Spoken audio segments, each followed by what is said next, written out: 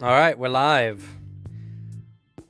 Welcome everyone to Mutants and Masterminds. We were gone a week, but we're now back, and unfortunately, we're going to be missing our light-based hero monochrome, as Booter's not feeling well.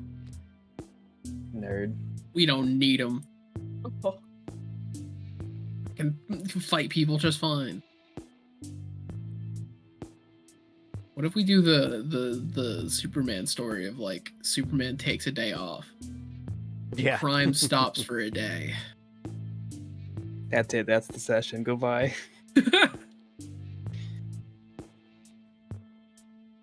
He's not. Monochrome's not that established. But No. He's just kind of like the new up and comer, but it's fine. You guys will, you'll get a phone call that he's somewhere across the world saving the day over there. He's too busy to hang out with y'all.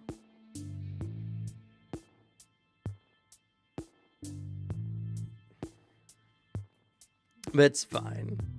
Where we last left off, you guys started doing a little bit of research. Decided to kind of take the heroing business a little bit more seriously and looked into getting a lawyer. So we developed a new lawyer last session, a Faro. No. What was his last name? Faro something. Faro Klaus. And you guys got a very, very good lawyer who's helped you guys with a bunch of minor stuff that can help you from getting sued by minor lawsuits. But we did leave last session off with the lockdown getting a message from the CEO. A hit against the intern at the state penitentiary.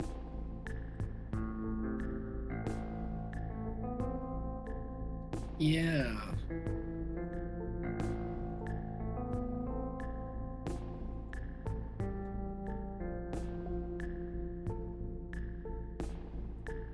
So, with that, what do you do? That one is a fun one.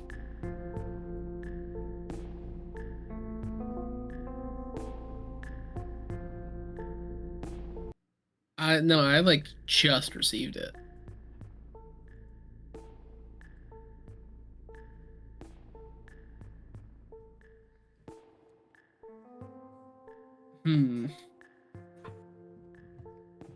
It's just getting it.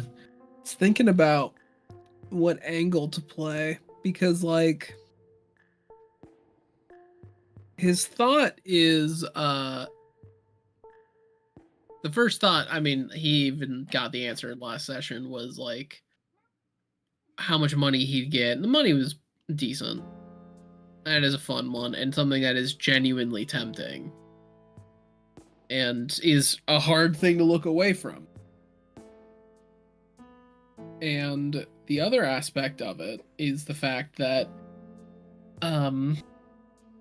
like playing into an aspect of some of his motivations and all that.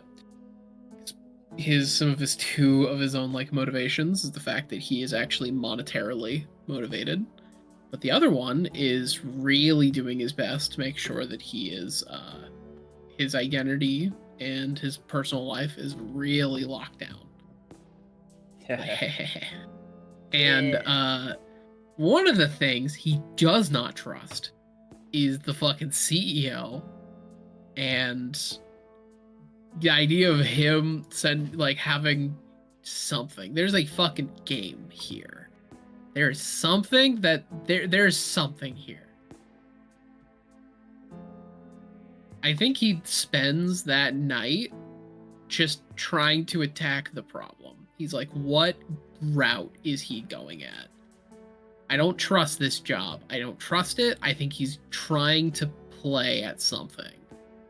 what could he gain by specifically asking me for this?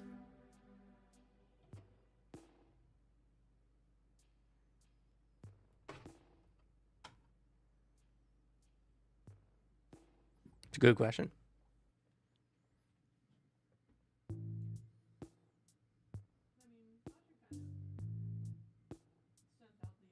Oh.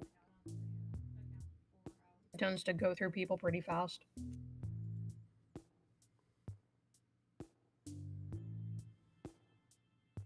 If that helps Lockdown's train of thought. Yeah, like the idea of like getting rid of him, it's like, yeah, fair enough. Like, just get rid of him. No reason to keep this intern, but like the part that is throwing him is like, why ask me?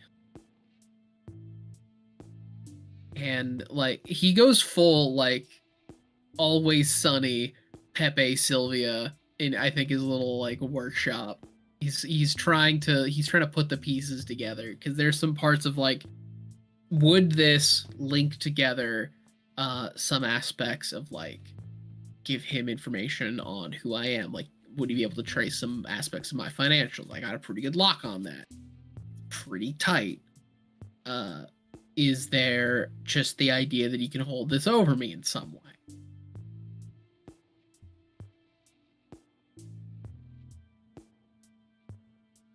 Is there some form of knowledge thing he could try to deduce from this? Sure. I guess, let's see here.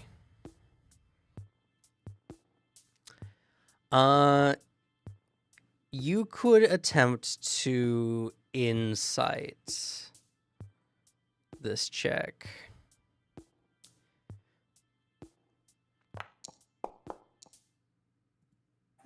Alex, are you like locking yourself away in your workshop? Because I'm pretty sure like Crusher and Celestine are just chilling at your base.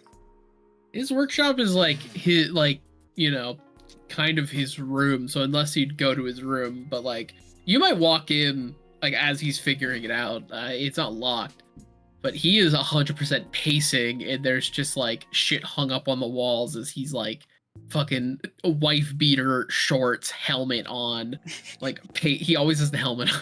He's just pacing. Is it basketball shorts or? Yeah. Okay. He's lounging. He's not gonna wear fucking cargo pants.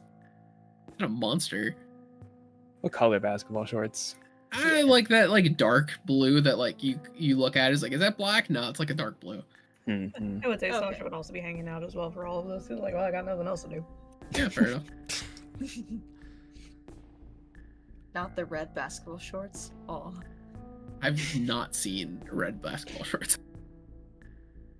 I used to have red basketball shorts. Fair enough. I've just never seen them or worn them. You doing okay over there? I'm just watching you pace back and forth. Why'd you go into his room to do this? Again, he's in his own personal space. Okay. Yeah, that's the bit. He's just in his own little space, like, because his workshop is essentially like his room. He doesn't like, kind of sleeps in there. He's found sleep efficiency, which is small naps in between very unhealthy routines. But yeah, I got a 23 insight. Yep. And that is a thing. When you have plenty of time to make a roll, you essentially turn it into a routine check, which just is, you can default to like +10, which is exactly what you rolled anyway. But I figured I'd at least make mention of that, considering it's a big thing in the game where it's like, if you have reasonable amount of time to do a thing, you can just default to +10. It's like the taking 10, taking 20 rule from prior editions of D&D. Oh, fair enough.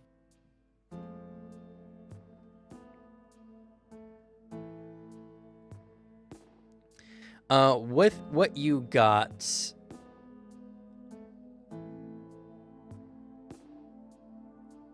there's a few things that you come up with. First of all, the intern's immortal, or at least you guys couldn't put him down very easily before. And Lockdown having the reputation of someone who can deal with supers of any variety or form. You might be legitimately the best person for the job.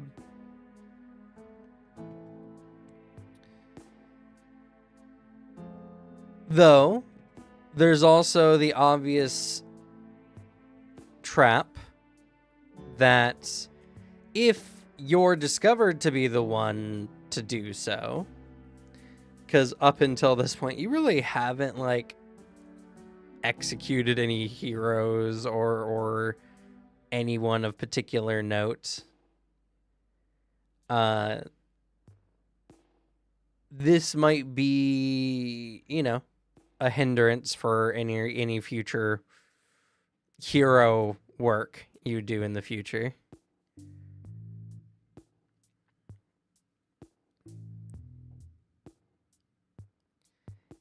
So, while you're not able to necessarily specifically discern what he's after, you can come up with good reasons as to why he may want you to do this and why he might be trying to trap you to do this.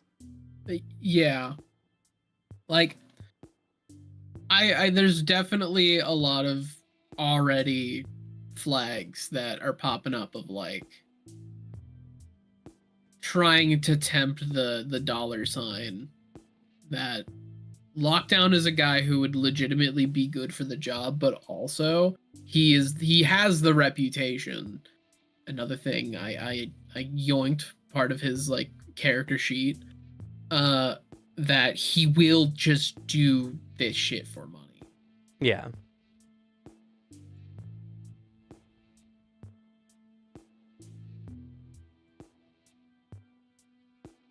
So,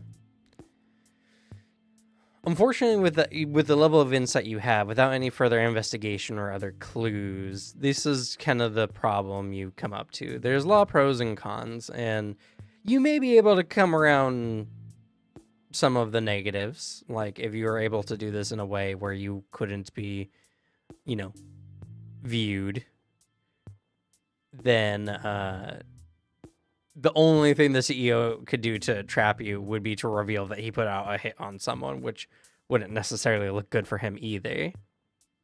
Exactly. And then the only counter I at least have against that own point for myself is that, like he's making, like, his own, like, he's a big old whiteboard in his workshop, and he's making, like, big fucking, like, bubbles, like little, like, what word clouds, what they are, or flowcharts or whatever. He's just like, like, pros, like, contact, I am the best, and then it's, like, linked, could be trap, but it's linked to, I am the best at this, though. The con, I am not, admittedly, I'm not the best at stealth. Little asterisk, I am humble. He's, like, looking thoughtfully at, like, with his helmet on. Like, there's a lot of writing at this. He's been like working at this for fucking hours. There's a lot of points at breaking down why this is a bad idea. Also working at, I think he was working a little bit of, like, is there a method I could use to exploit this? Is there a way I could try to turn this on? And he's like, probably not. Here are a couple of contingency plans I can at least anticipate the CEO utilizing against us if I tried to expose this, because, like, I try to release that he did this. Ah, man, what people do. Yeah, of course he would do that. And it is, like, the sun is coming up now, and so 100%, like, you like all of you guys at the base waking up, and Lockdown has not left his workshop.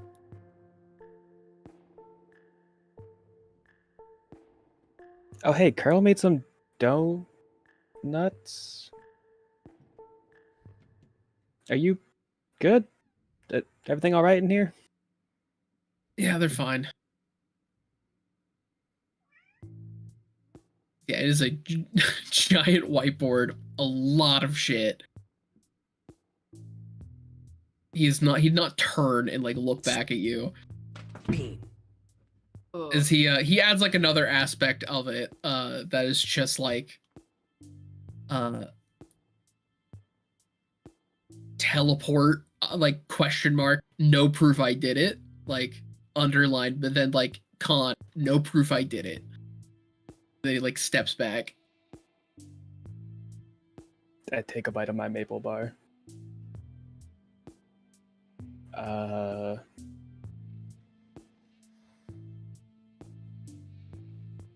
Do you want to elaborate on? All he does, like, he takes another step back and just like pushes the little like note that is the job offer.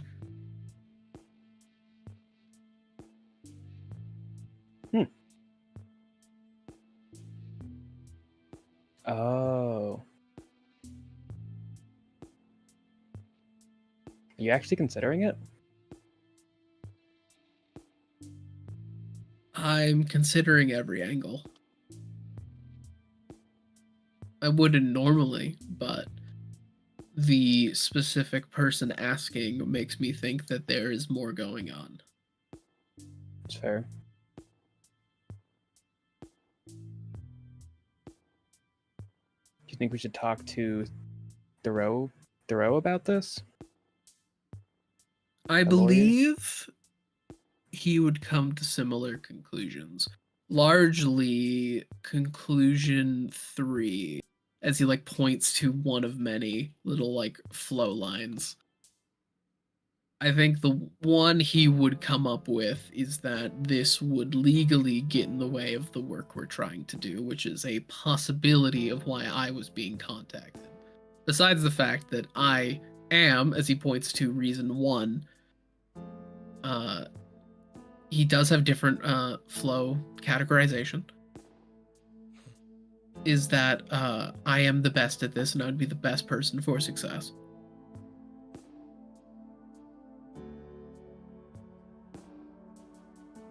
It would, however, interfere with us legally. Because breaking into a prison to carry this out, while all of my skill sets, does not fully fit my skill set.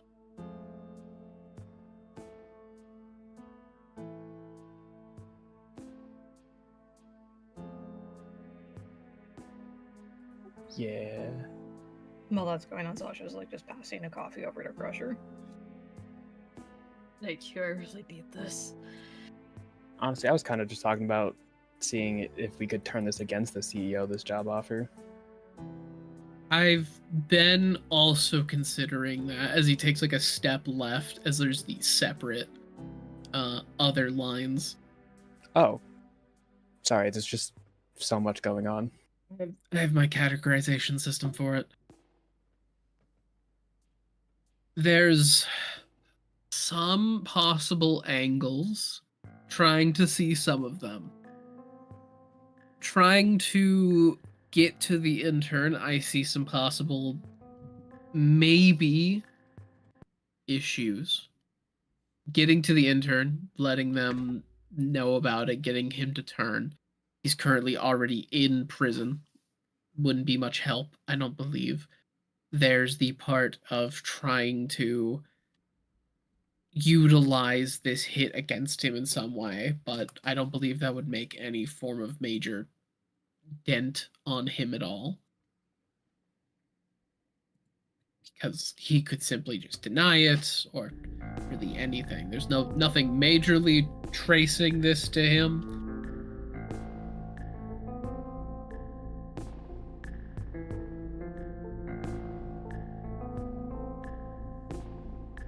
That's fair. There could definitely be a method that I might not have seen. Which is why I've been working at it.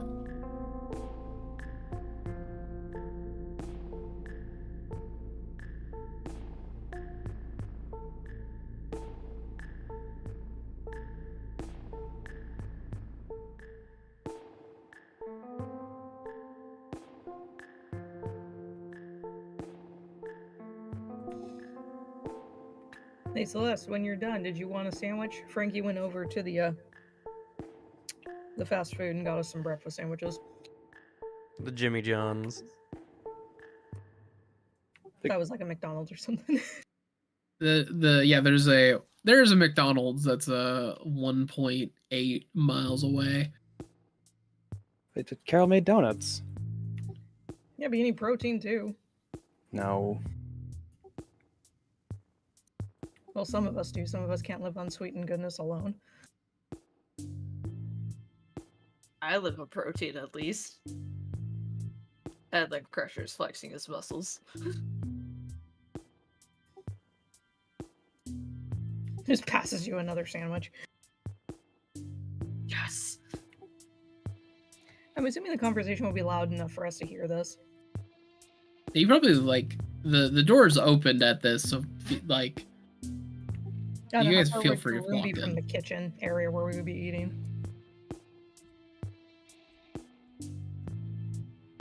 Like, there's a solid chance that you guys have noticed, at least that there's a conversation going on. Yeah, and Celeste was gone for quite a bit because I assume she told us that she's gonna go talk to Lockdown. Yeah.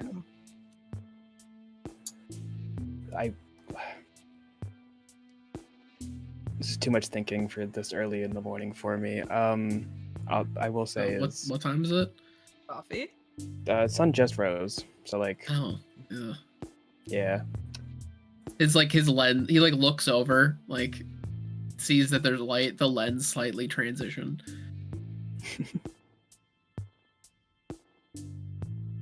I will say that this is a highly illegal thing, and I will do my best to stop you from doing this. And I'm flattered with the fact that you think I will carry this out. Your reputation precedes you. Good. He turns at the door. Hello. Hello. I never guessed what CEO sent to our friend Lockdown here yesterday. No. As you both looking in do see way too many words, expansive chart, and just a lot of like an insane person's organization. A request to break into the state penitentiary and kill the intern. Oh. You'll probably want this passes you like your coffee with like stupid amounts of sugar in it. To Celestine. Oh, I don't drink coffee. He hands you your preferential morning drink. She's a tea drinker in the morning. Oh no, she's one of Fancy. those people. And Earl Grey. Paired with a donut. Exactly. Isn't it called like the London Fog or something? Or I don't know. What would the intern know that he would want to kill? Actually, going back through Sasha's notes, it mentions that the County 4 have gone through people. Has it mentioned any of them have died? Of all the people he's filtered through. You weren't really looking into them at the time. Just who was working with him at when. You That's do. a good question, actually. You could do some investigation if you would like. I have a computer at my base. I paid for the computer upgrade. Oh, this guy over here's got a computer, guys. Watch out. Holy shit. Oh, I have a fucking laptop. Like, no, it's I bought the it's like a fucking high-tech computer or something. Isn't that supercomputer? I guess it's not like the one with AI, because I didn't want to get like the fucking, I don't know, Star Trek computer bullshit. Do you have 3 monitors by chance? It's just 2 monitors because it's Oh useful. my god.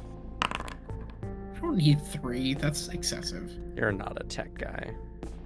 I don't need 3. Sham. That's a lot. This guy's so. Get him out of here. Fuck this guy. He's A second bigger. monitor is a lot of times because he'll have like Netflix running or something. Well, what if you need something on the 3rd monitor? Come on. He's never needed the 3rd monitor. I've needed a 3rd monitor, so there's no way he doesn't need one. Lockdown hasn't needed it, and you know what? Hot take. Lockdown's player, Alex, has also not needed a 3rd monitor. I have never felt like, man, I wish I had a 3rd monitor. So I have a state-of-the-art computer system. It serves the entire headquarters. It allows us to make the technology skill, and the computer can be programmed to handle routine-based functions. I assume that also allows us to research. I imagine like looking into shit might be a technology skill. No, that's the investigation skill. Ah, fair. I do have a computer. Yeah, so the use of a computer is it allows you to make full use of the technology skill, like hacking or stuff, for instance.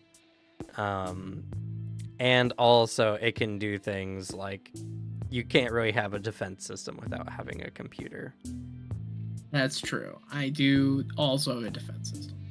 It can also automatically monitor police channels and all kinds of stuff, so it can't make checks for you, but it can definitely help. You can, with a computer, you can look things up on the on the internet. Yeah. Whoa. What's your investigation? Let me look. My investigation, ugh, it's a 0. For you? I'm surprised. I don't investigate. I'm pointed in a direction. I'm like a dog. Points to the computer. Mind if I borrow that for a second? Yeah, go crazy. And Sasha will take some time to investigate the people that have worked with the accounted for and the status of their living. Sure. Go ahead. I like the idea. Lockdown doesn't research into seeing if birds are real or not. He just made counter drone birds instead. Yeah, he made technology robot skill. birds that like it lands next to a bird, then like its mouth opens, shoots the bird. He goes, grabs it, and like figures it out. He's like, "That's alive," and then like throws it out the window. Like he doesn't by his own hands. He does not trust Google. And the site is live. No commercial. Oh, Damn. Oh, it's because it's off to a different song. God damn it. I hate this. I was looking at something.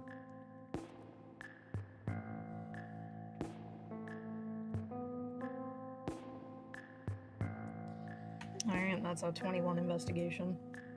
Okie dokie. Alright. Well, looking over several of the past members who have been a part of the accounted for,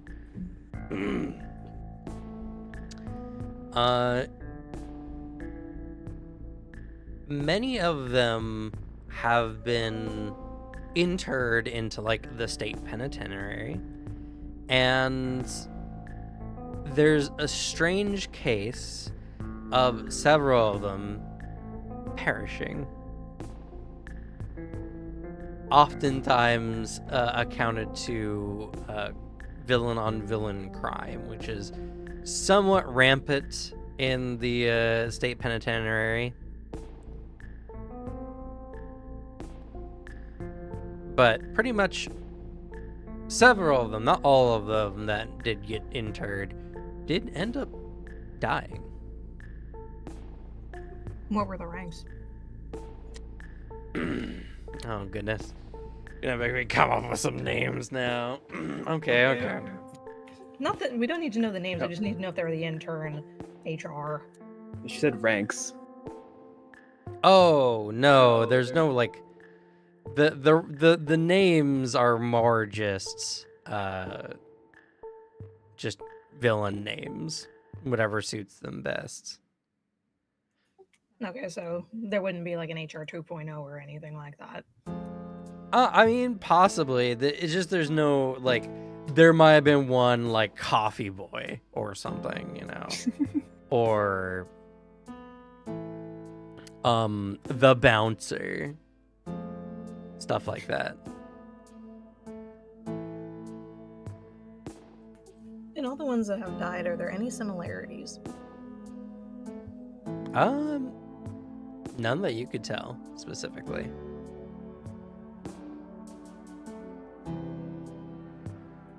Points out all he's found out. Another question: what does the intern know that would lead to him being dead?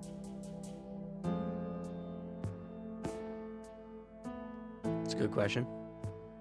Maybe to cut off some loose ends. Yeah, but they're in the state penitentiary. I mean, loose ends ain't leaving that place. It's true.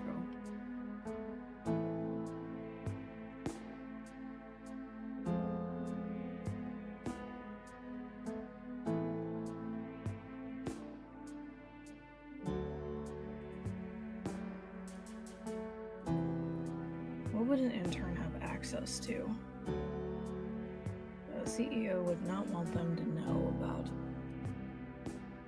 I assume just being in there, just being part of the four, you would have. If that's the knowledge case, of why not something. go after the others as well?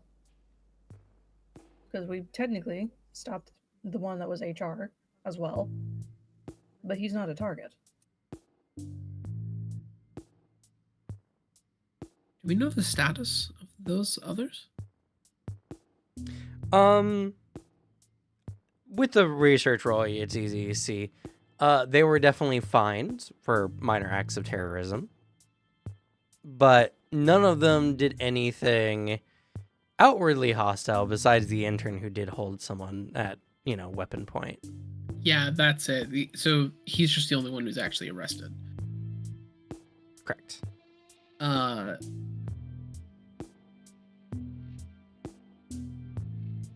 I guess also technically, I should mention the micromanager also was fined for destruction of private property.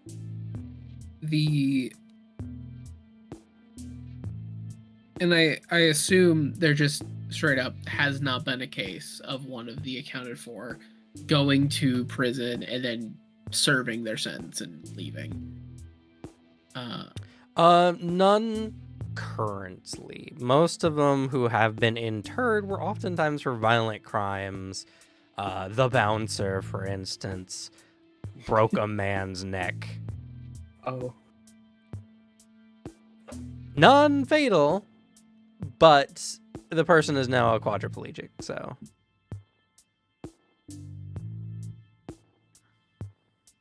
Because I see two possibilities for this.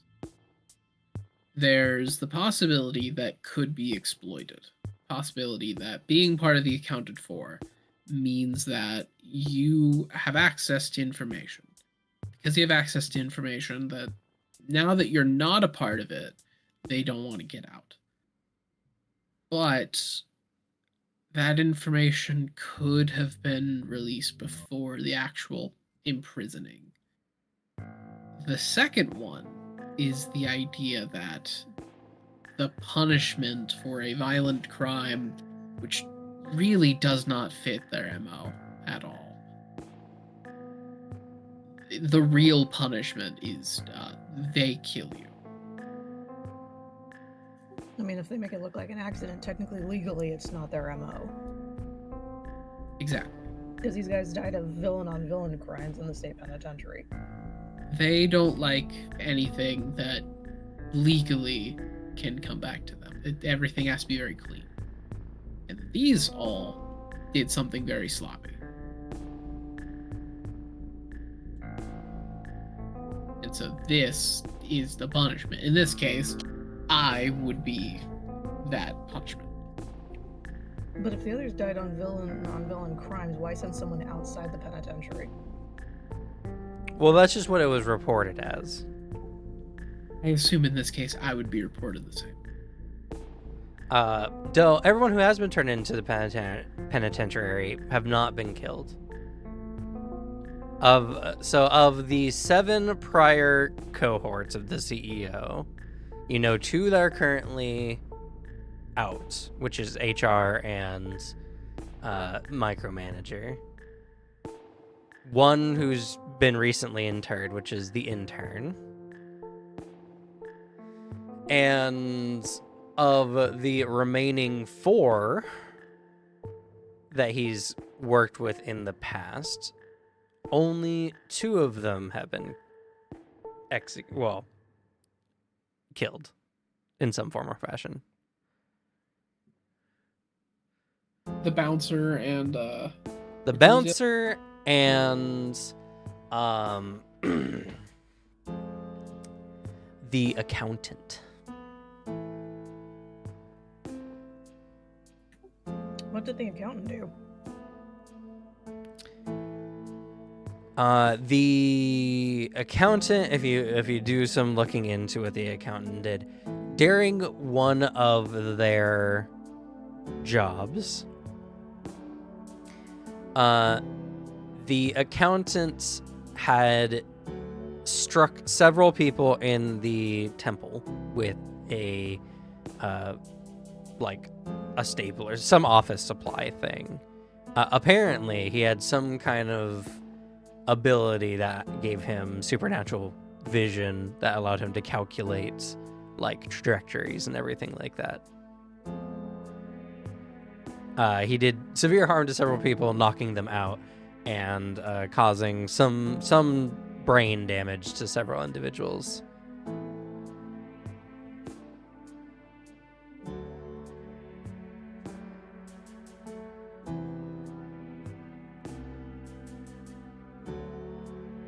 He has also been killed by another villain in jail.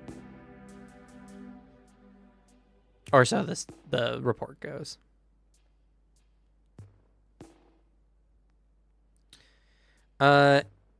And now's a really good point to make special mention. Many villains do their best not to kill people specifically. And this is due to a somewhat intense law when it comes to supers in general, that if you're deemed a threat to human life, you are not considered, if you have superpowers anyway, you are not considered a person, but rather a actual threat or disaster.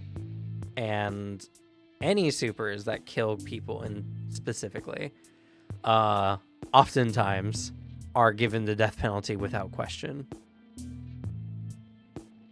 Damn.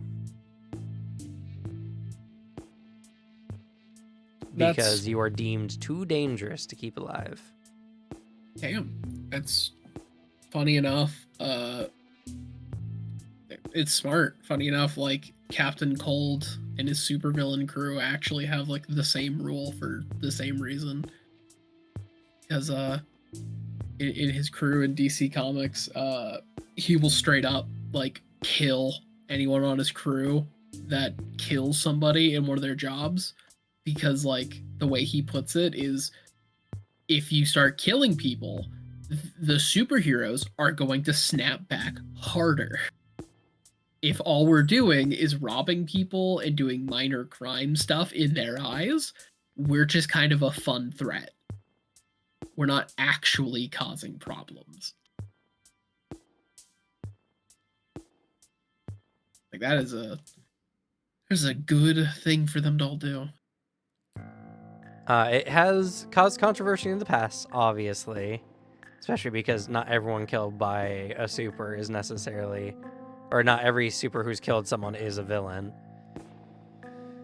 And some accidents do happen, but the implementation of the law has drastically reduced the loss of human life in the country since its inception. Also, mostly because America employs one of the most powerful heroes, personally, the judge. Who literally has the power to judge anyone based on the laws and standards of the country from anywhere and instantly sentence them. Huh. That's pretty cool.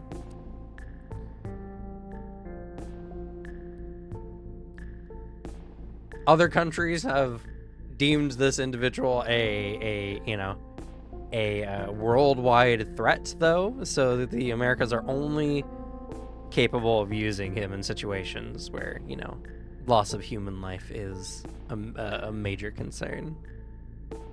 So you can't just be instantly filed a bill from the judge from anywhere in the world, necessarily.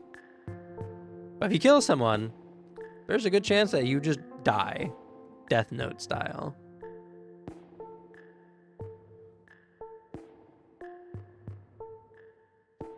Damn. So the others that have worked with the accounted for, the ones that are still living, were they just let go and they're off doing their own thing? No, the other ones have gone to jail as well. They just weren't killed. Okay.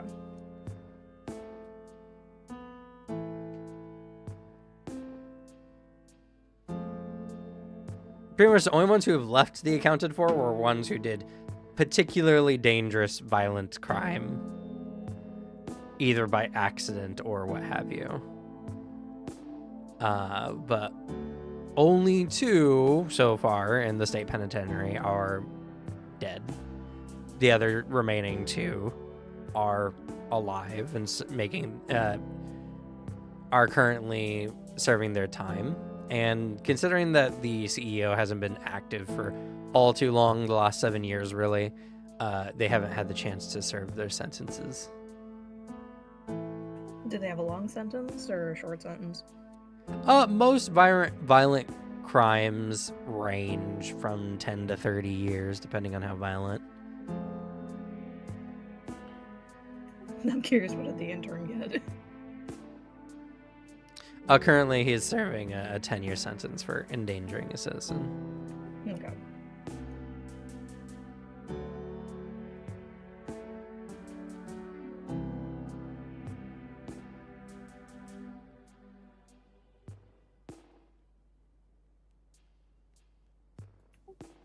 Is there a way to piece this together with Lockdown, from Lockdown's knowledge and Sasha's research, see if we can find anything that connects in this entire thing that we can either use to our advantage or as a warning for what we could be getting ourselves into if Taskmaster goes into this? I honestly think the route is because we wanna get back at them, and so putting our brains together, I feel like there's just we got the pieces. What's the link? Should we talk to our lawyer first to see if You don't need to consult him on everything. I mean, it couldn't hurt. At the very least, to bounce an idea off a legal perspective. Well, there's not really much arguing the legal situation here. Killing the intern is bad. we could yeah. fake their death, make I it don't- look like they died? Yeah, I don't think it'd be a great idea to kill him. If fake killing him might be the same problem, though, to be honest. I think it'd be a funny reveal to be like, he's not actually dead, loser.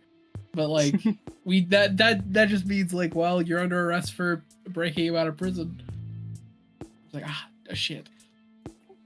Does the city have a witness protection program? It does, for sure. It's a resource we could use. If we get them out, they could go into hiding in the witness protection program. The problem is if they're known convicted criminals. Yeah. I will say, if you guys want to try piecing it together, Lockdown can attempt another insight with the new information in tow. I'll try.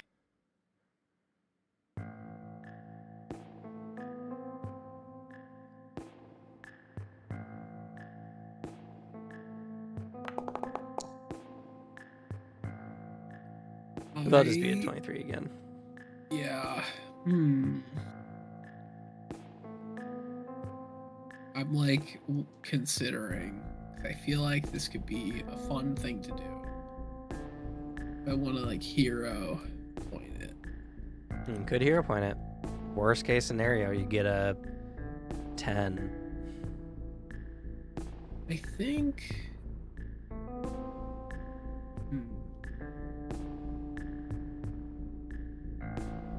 Let's use Booter's hero point. Maybe. Monochrome is not here. Oh, that's fair. Can we text Monochrome and go, hey, can you give Lockdown a boost? He flies over here real quick, gives me a thumbs up. It feels so warm and supportive. No. It would take him a second. He can fucking spare that. You know what? Fuck it. Hero point, I'll do it. Okay. That's really good, because with a hero point, when you roll again, if it's below 10, you add 10. Yes. So that's a 19 for a grand total of 32? Yeah, 32. It's the best I could have gotten. Well, besides rolling a 20, but yeah. Yes. That is, thank God. Okay. All right. Lockdown, you're particularly cautious, I would say.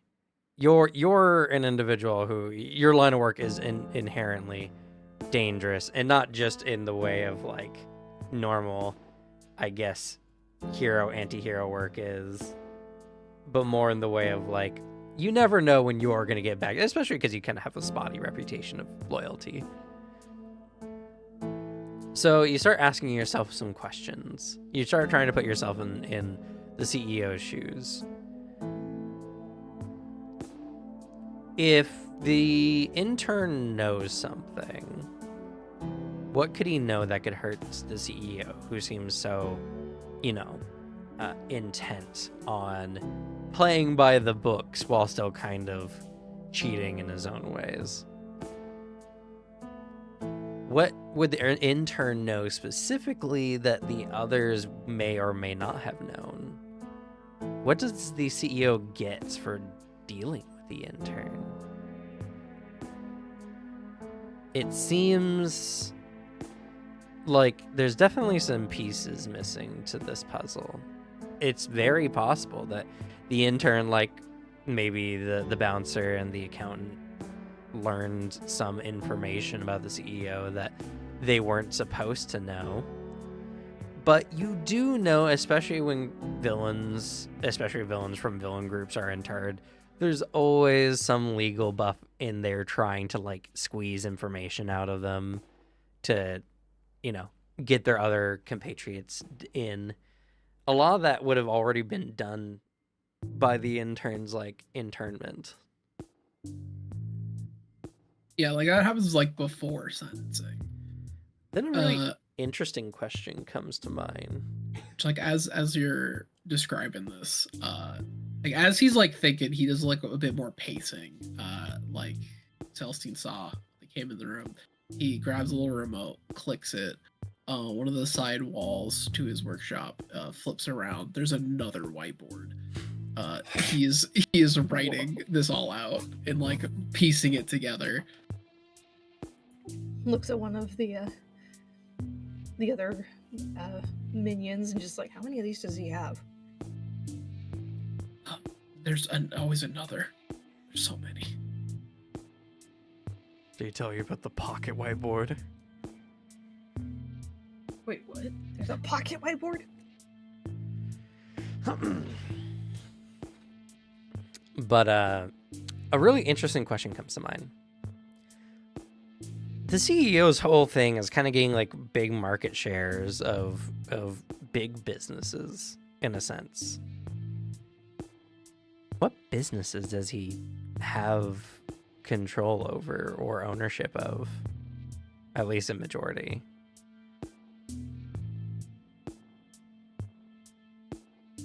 Looking through, you find that the CEO one has a lot of businesses that he's majority owner in. Over 100. Not all of them are necessarily big. Many of them are strangely some small shops downtown. But one particular business does scream out to you in the list of businesses. It is the disposal force for supers. Super bodies, particularly, are oftentimes, like lawfully interred, taken to graveyards, done whatever. Some, like some heroes who are composed of some radioactive material, their bodies have to be disposed of in very specific ways. And funny enough, one of the locations with the most supers disposal is the state penitentiary. It's where most deaths of some super like individuals occur.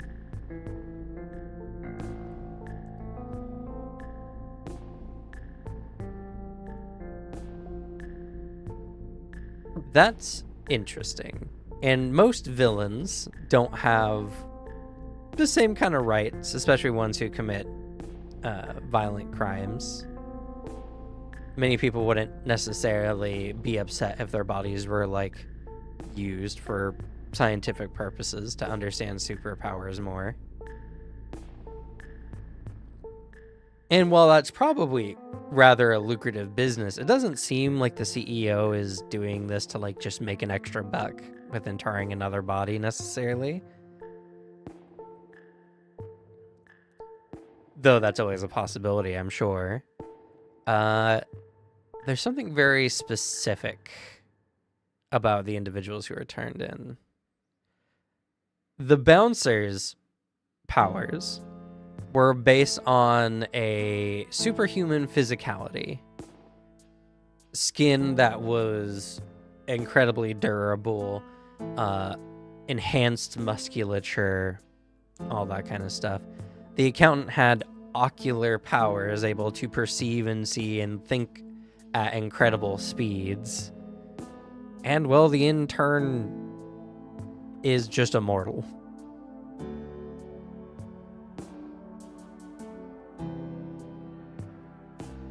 Is he figuring out a way to make supers? What about enhancing himself? Because if I remember correctly, the CEO, you described him as big, right? Yes, he is a big guy, kind of like Kingpin.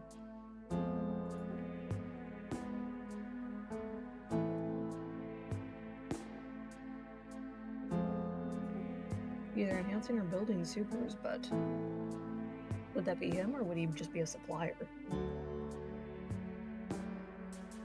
I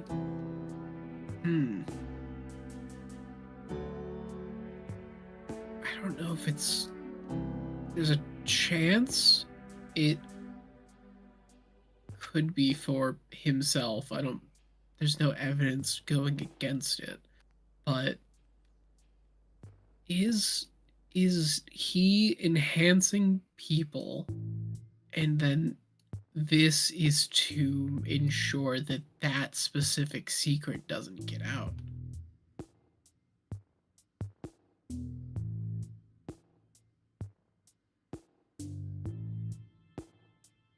That could be possible, and if he is enhancing himself, we do not want him to get immortal powers. He would actually be unstoppable. Whoever Because he... none of the others that are interned, their powers don't stand out nearly as much as these three do. Yeah.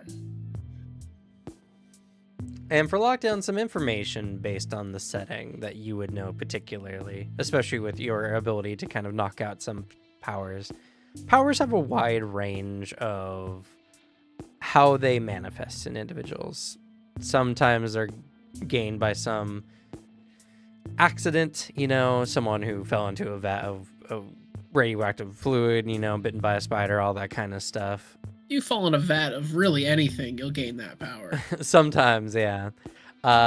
There's also mutants born with those kind of abilities, capabilities. There's also people who are imbued with magic or cursed in some fashion who can use those kind of things against them. There's a wide range.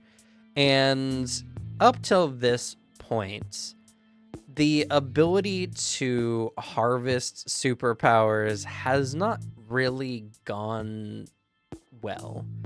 There is always some complication when it comes to, like, if you were to inject a serum into someone, usually their anatomy can't handle it. Someone given super strength, for instance, oftentimes has their bones break consistently by their own musculature.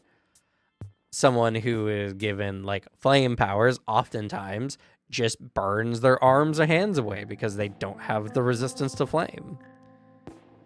It becomes even more complicated when it's something like an accident. Like, doing the same thing for different individuals seems to just not have the same results, and oftentimes just causes people to die. The very few methods of generating supers has mostly been in loosely, like, super soldier programs. And even then, they don't tend to live that long. Like, enhanced physicality wears their body down incredibly fast. And even those given regenerative powers end up aging rapidly.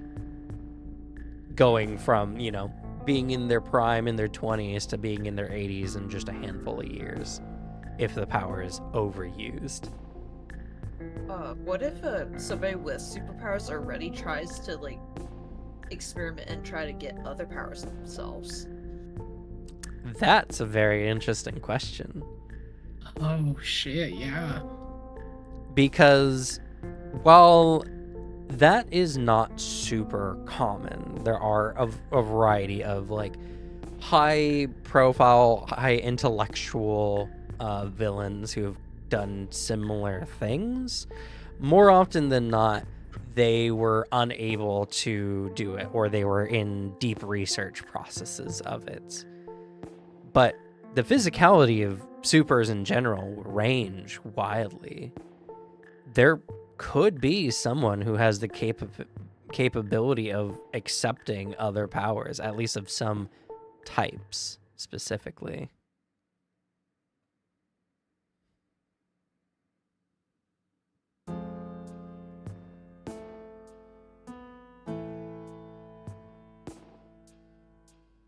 Good question.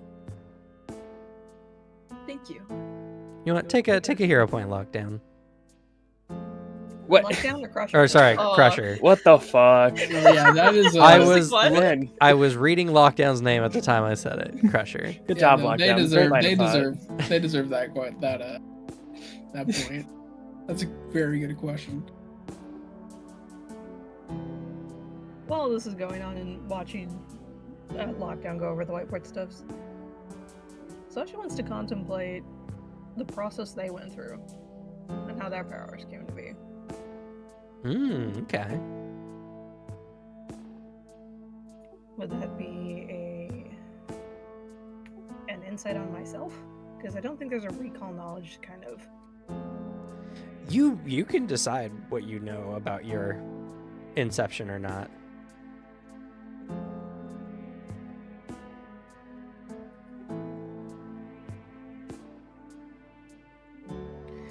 He sits and thinks for a moment.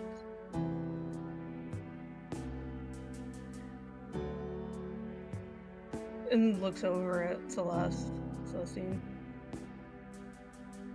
Was your experience gaining power similar to mine?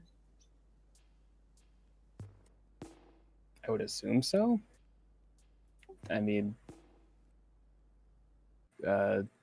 same people who did it. True, but were the methods the same? Granted, I was much more rebellious, but I didn't have powers when I went in. Were you subjected to many surgeries? Surgeries, no. A lot of injections, though. Quite a bit of them were painful. Yeah.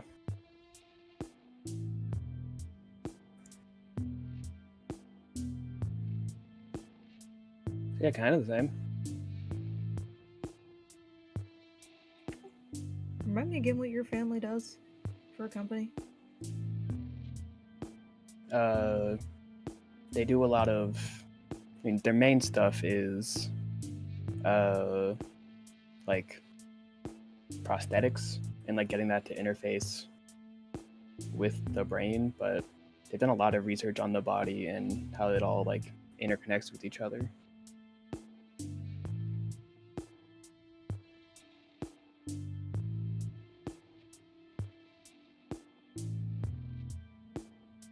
Why? What are you thinking? Well, if they're using a disposal unit, as he points to the whiteboard, where was your parents getting all their materials? I doubt someone was just donating their body for study. At least in terms of prosthetics. And they tried going in to make 2 superheroes, one was successful.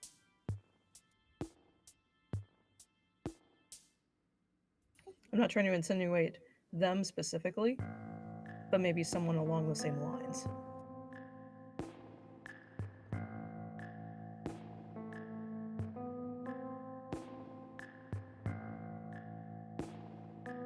Can you repeat that? I think you were coming in quiet for me. Sorry, I had to wait for a cat to run in front of me. I'm not insinuating your family specifically, but what if someone was along the same lines?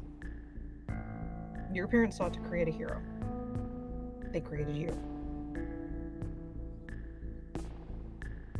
My experience was not nearly as probably in-depth as yours was.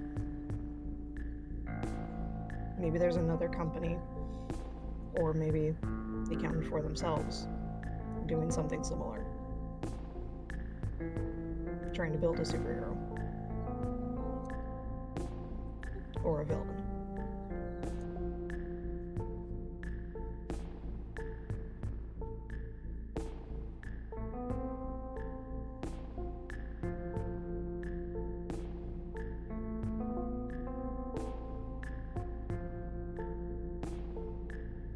Oh, their PC's just dying. Yeah. Heck of a time for the PC to start bugging out. That's unfortunate. Actually, though, that is a rather humorous timing. It's like, hey, let's start talking conspiracies about your family. PC's like, no! They're shutting it down. Okay, Oh no, they found us out! I think it's better. Did How you did not you hear know? anything Suzanne said? It was very, very patchy. Okay, let me just Okay. abbreviate it this time. Not necessarily throwing shade, but they did create superheroes, your parents did. And while Sasha wasn't necessarily as successful, Celestine seems to be quite the success. There may be some connection there.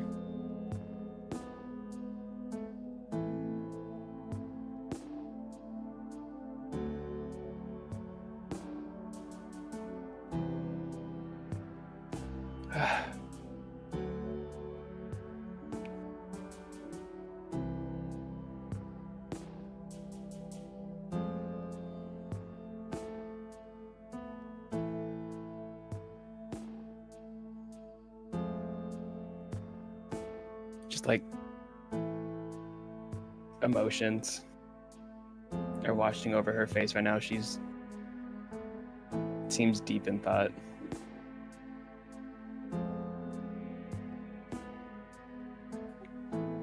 Like I'm saying, I'm not specifically insinuating your family in particular, but maybe someone along a similar line of work. Your parents can't be the only ones with ambition to create a superhero, or a villain, or someone powerful like that.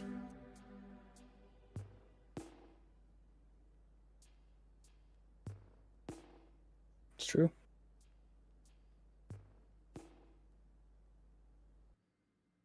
Might be something to look into.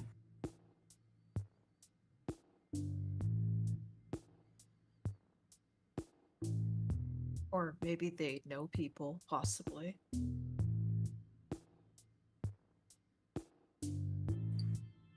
A lot of fun connections then.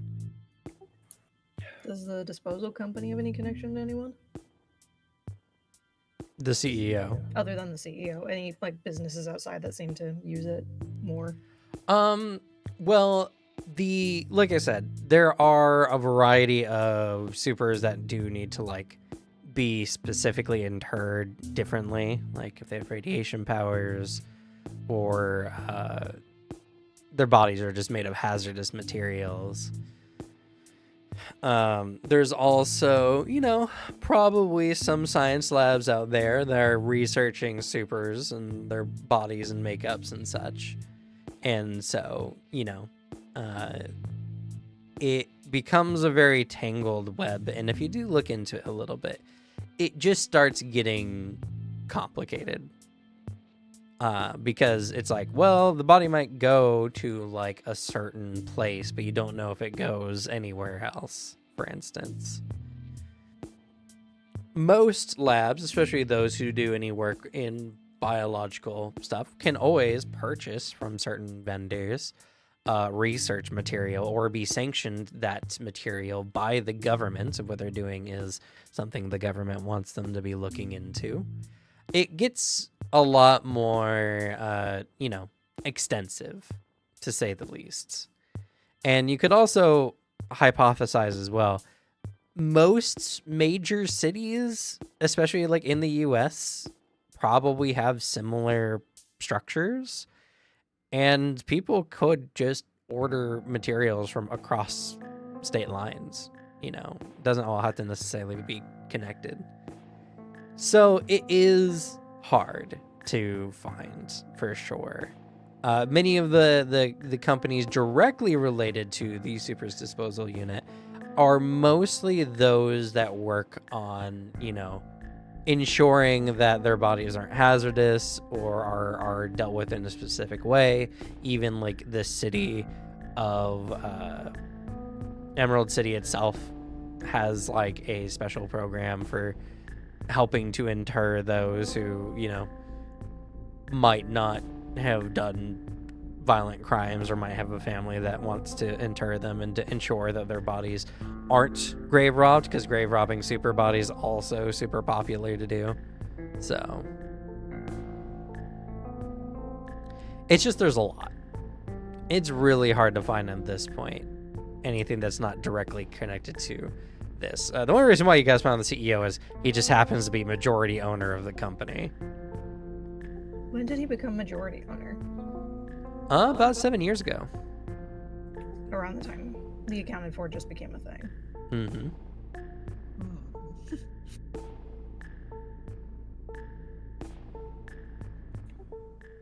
Does it say who was working with him at the time that he acquired that?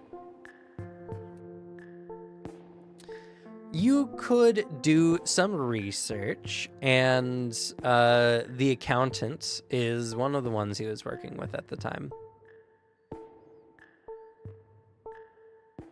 as well as the micromanager, and as well one of the other individuals who did not die. We'll call them Coffee Boy.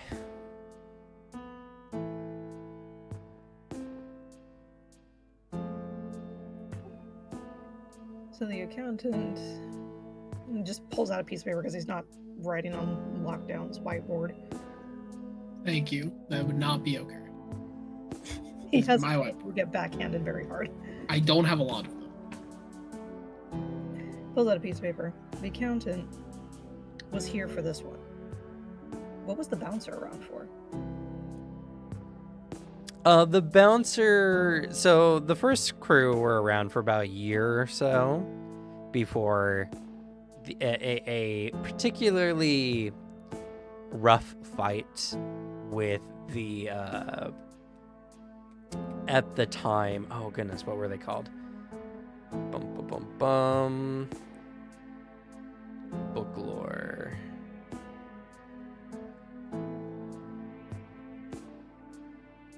Looked like the Justice League knockoff we had. Yes.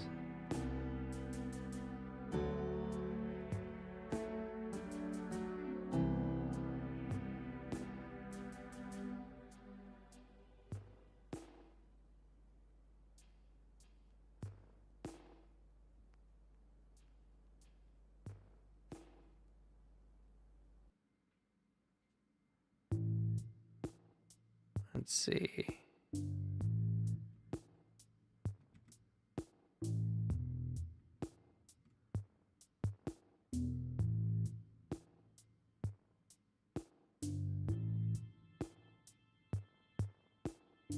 Oh, there's a lot of interesting information here, actually. I do remember I saw their name before.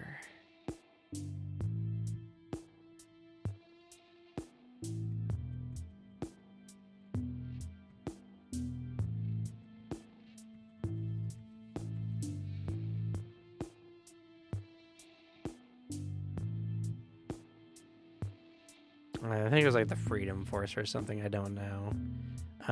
But some interesting lore, actually, that I just discovered. So there was an event called the Silver Storm, an explosion along Emerald City's famed Yellow Brick Row shopping district, unleashing a spreading cloud of nanotechnology that transformed many of those it touched, giving them superpowers. Many of these so-called stormers were driven mad by freakishly mutated and turned to lives of crime. Others sought to protect Emerald City from this new onslaught. The Silver Storm shattered the unity of the Chamber, which is essentially like their police force, more or less, and it became like a city of heroes.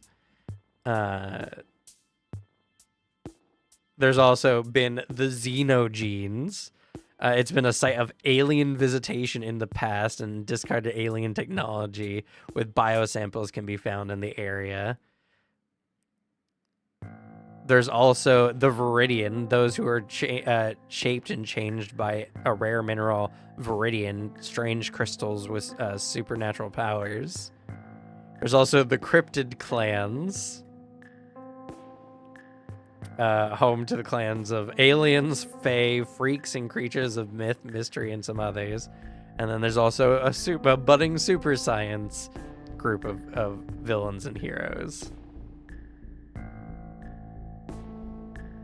So the city has a lot going on, apparently.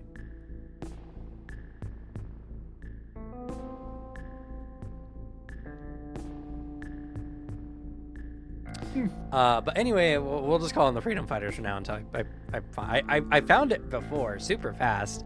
I'm sad I have struggled since then. They dealt with them pretty early. It was a very like hectic fight, and during this occurrence, many civilians were like injured by Coffee Boy and the accountant.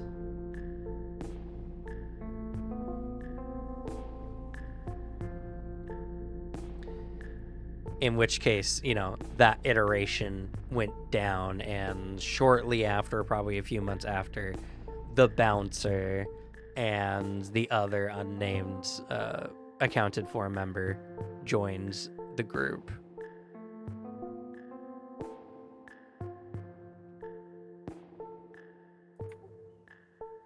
Looking into it, would any of the stuff acquired during the bouncer's time stand out? Not particularly. Just a lot of big businesses. It seems as time has gone on, bigger and bigger businesses have been targeted. I guess the one thing that will stand out the most is the most recent iteration of the accounted for is one of the longest lasting ones, being around for about 3 to 4 years.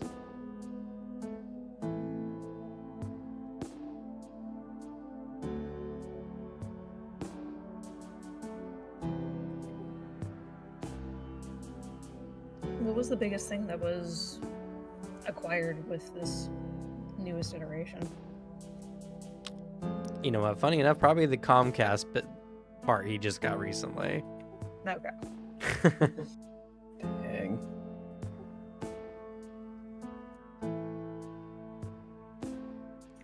So he's starting small, working his way up. Pretty much. Yeah, if you're curious, he hasn't like bought out any science labs or anything like that. No, but the companies are slowly getting bigger and bigger that he's getting shares in. True. Though, I will make special mention, his tactic is brute forcing a conversation face to face with an individual. And everyone he's ever, bargained with has left happy and has went on to live like very rich bourgeois lifestyles. So he must have at least some level of bargaining power when he goes into these exchanges, it seems.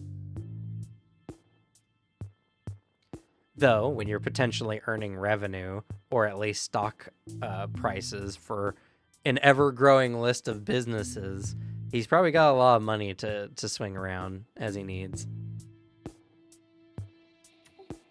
I'm assuming there's not much on the CEO's past before he was a member of the Accounted For. Sorry, what? I'm guessing there's not much on the past of the CEO before the Accounted For formed. There is a decent amount. He seems like he worked for like a legal firm back in the day. Then he went into stock marketing. He seemed to be rather mundane at the time, business-wise, until he started the Accounted For.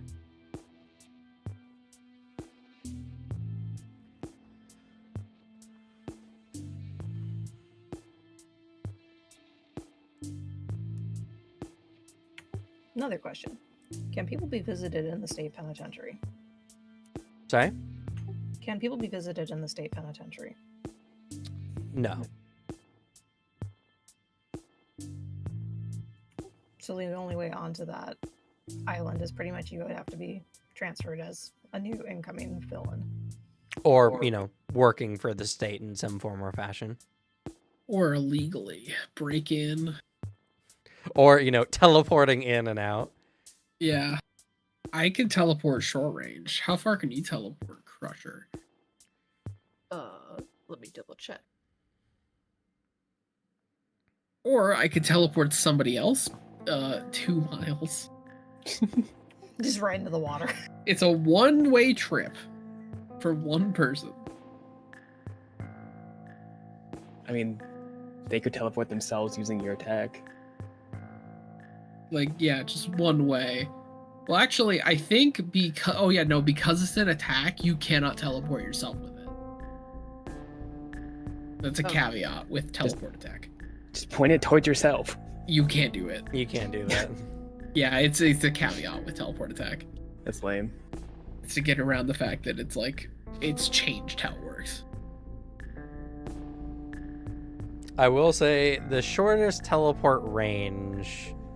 Well, actually, if you get onto Angel Island, which is about a mile off of the shore, then you can get onto the island with about, like 800 feet.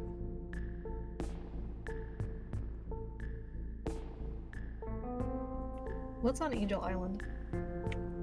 It's a good question. I don't know. Also, I will make special mention. You guys can always just get a boat if you need to get close. Ugh. Yeah, but a boat's suspicious. But I get We could be seasick. fishing. Fishing that close to a state penitentiary, they're gonna think we're up to something. That's fair. Yeah, no one else does it. The fish there are really good. You can convince them of that.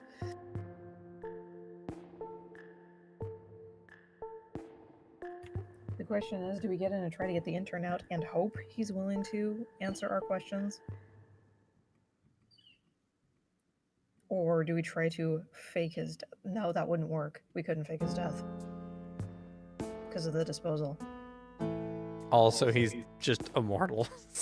He is immortal, but there's a chance to kill him if Lockdown figures out how to shut off his abilities temporarily. There's that small moment. But if he does die and he does not go into the disposal, they are going to know. And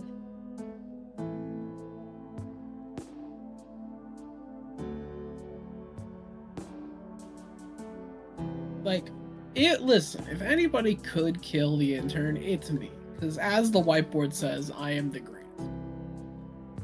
But, if we fake his death, or do any of that, I think that there's just the chance that this, legally speaking, we would be held culpable.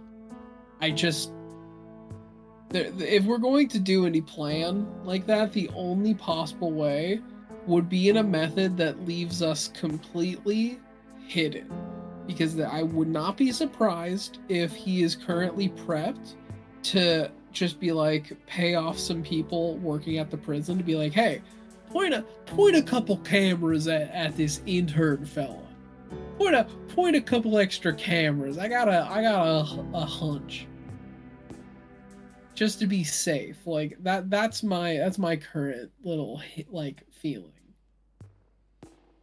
So the only possible way, if we want to proceed this route with going after the intern, is we'd have to do it in a way that completely disconnects it from us.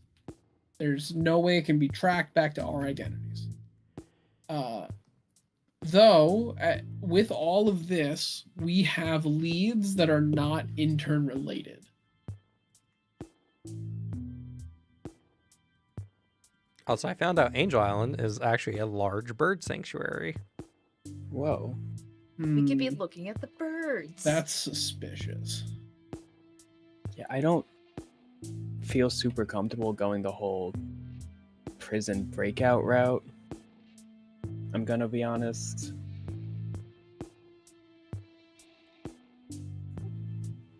Maybe there's a legal way we can get him out.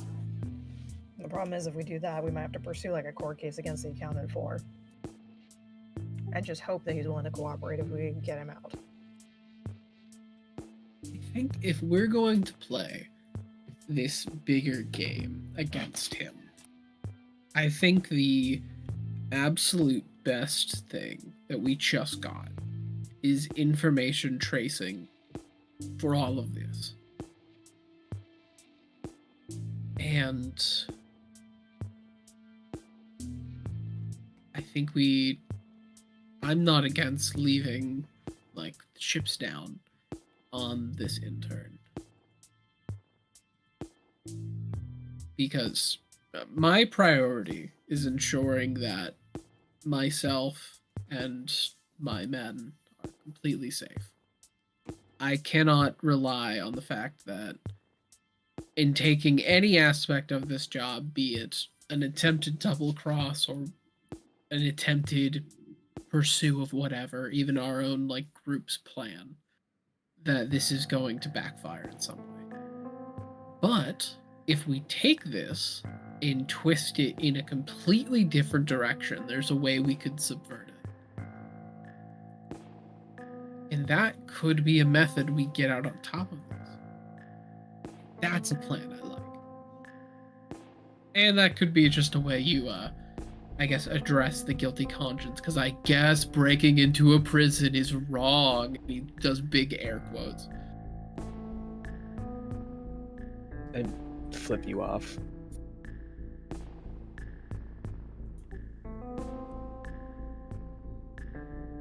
Nobody told me, so I should like write it down somewhere.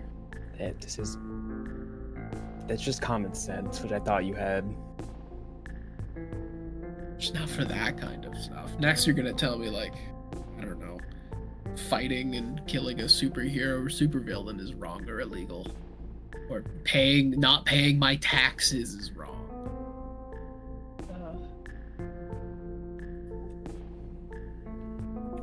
Well, definitely looking into more of this would be in our benefit. On the side note, if we happen to come across it, I'd be very curious to know where the two bodies of the other accounted for went, if the disposal company happens to have records. If we come across it. It's a curiosity. You know, I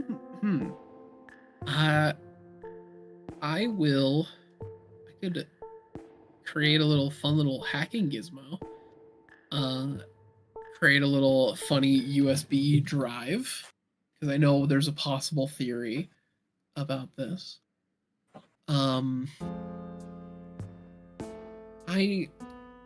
I've gotten small little hints, Celestine. You're not on the greatest terms with your folks. Is that the whole deal? I mean, one way, like, they love me, and for what I'm doing for them, I don't like them for what they've done to me. And on a scale of 1 to 10, how willing would you be to stick a funny little USB drive into a central PC of theirs for about a minute?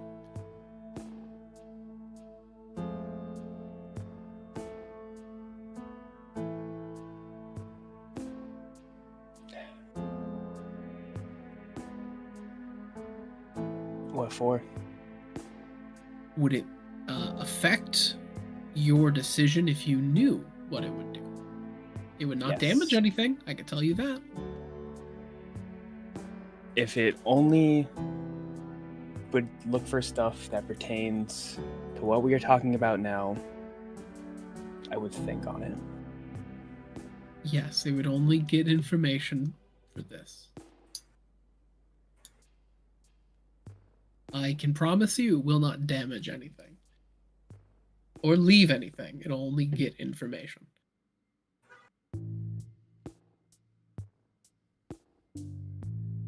I'm only scared of investigating and then finding out that it's all the way at the top and not just some scientist that's on the project. It might not be. But you never know. You do never know. And that's what I'm worried of finding out. Understandable worry. But it's something that I can go to put together. And it's something that could at least give us a lead. Or we could get nothing out of it, and your parents could be squeaky clean in this specific regard, because I doubt that they are completely squeaky clean. Which, no judgment, I say that. This is a judgment-free zone. At least I intend it to be. He looks accusatorily at you specifically.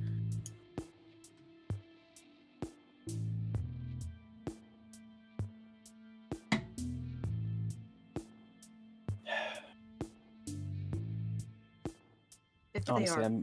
Oh, sorry. You go. No, you go. If they are bad, we're here for you. I know I haven't known you for very long, but I got your back. Thank you. Of course.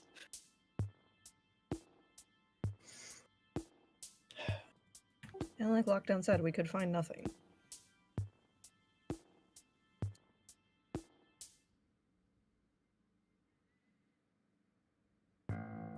So if I remember correctly, even if we did your parents' central stuff is very heavily guarded. At least unless they've changed it since I trashed the place the last time I was there. Yeah, but I'm their darling angel. I might have an easier time than anyone else.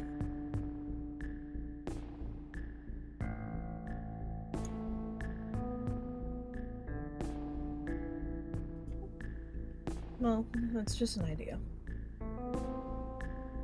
We still have plenty of other avenues we can explore what we think.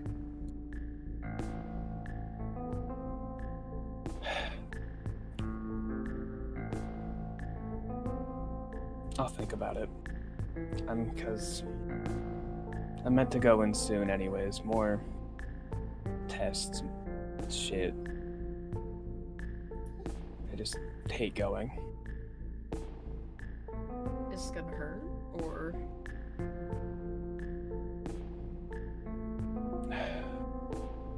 Yeah.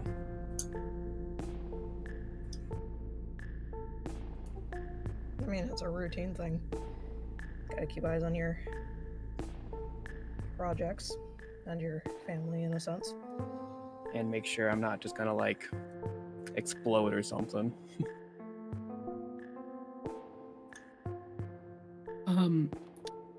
Just hypothetically, just because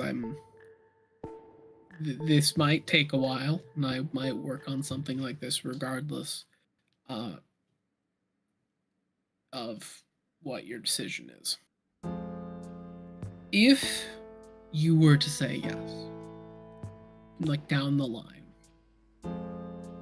do you think it would be harder for you to get a device, a little flash drive, in the building or out of the building? Or not at all?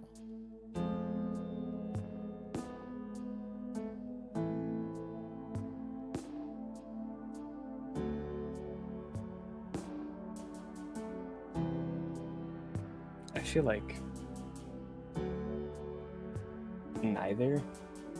I'm not really like a security risk in their eyes.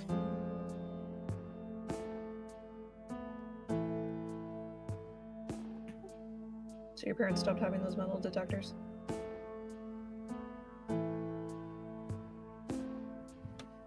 Because they definitely were no. at least one I passed through when I was there.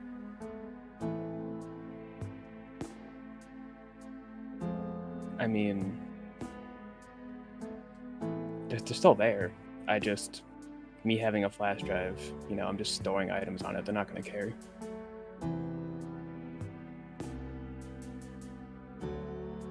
Just making sure if it was something you were going to be able to get in, get out, or if, I don't know, you wanted me to send it ahead.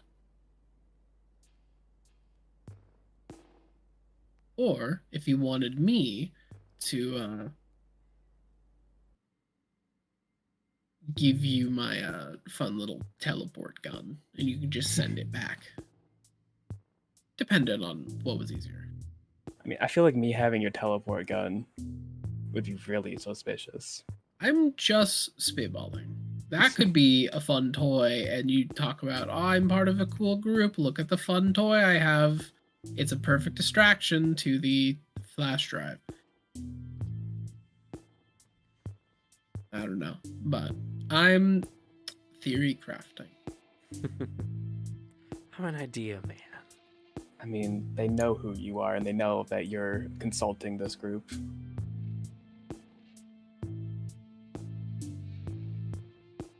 And they would know that I have fun little devices. They wouldn't expect a flash drive. I'll make sure not to put my logo on it or anything.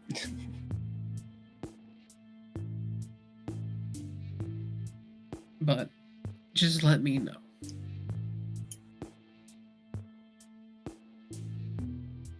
I will.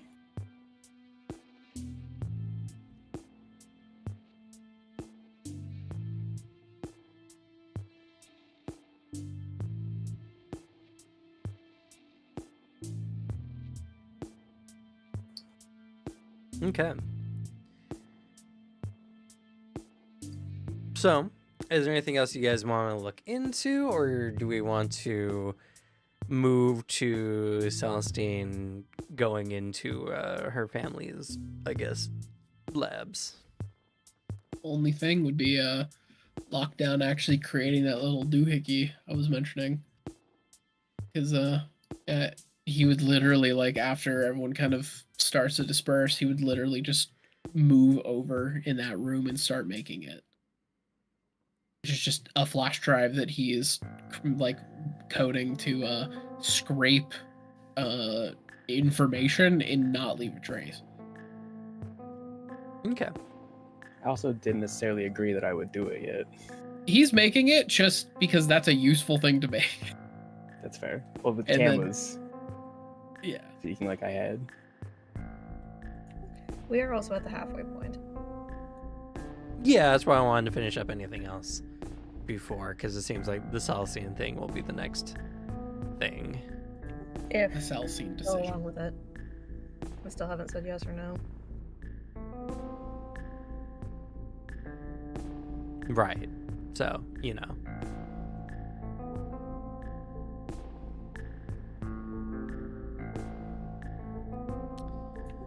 Can attorneys get to the island?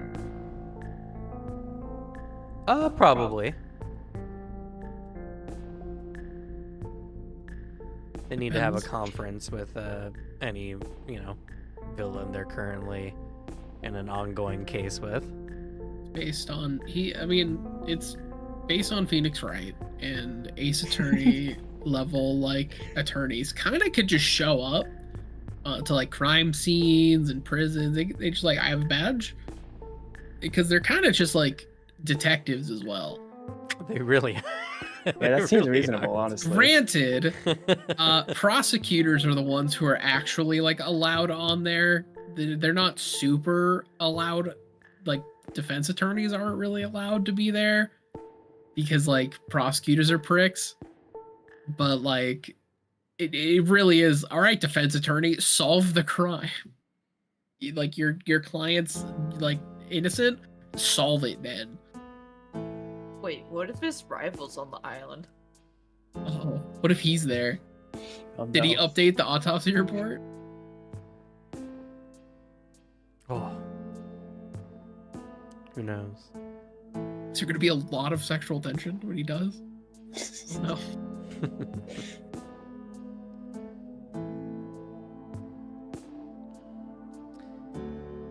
All right. So, what is this gadget you're making, first of all? I am making a flash drive that, when plugged into a like computer, will scrub through like a server, grabbing the information, copying it all onto it, and not leaving a trace because it's just copying the information. It's not like deleting or transferring anything. It's just like it's a copy.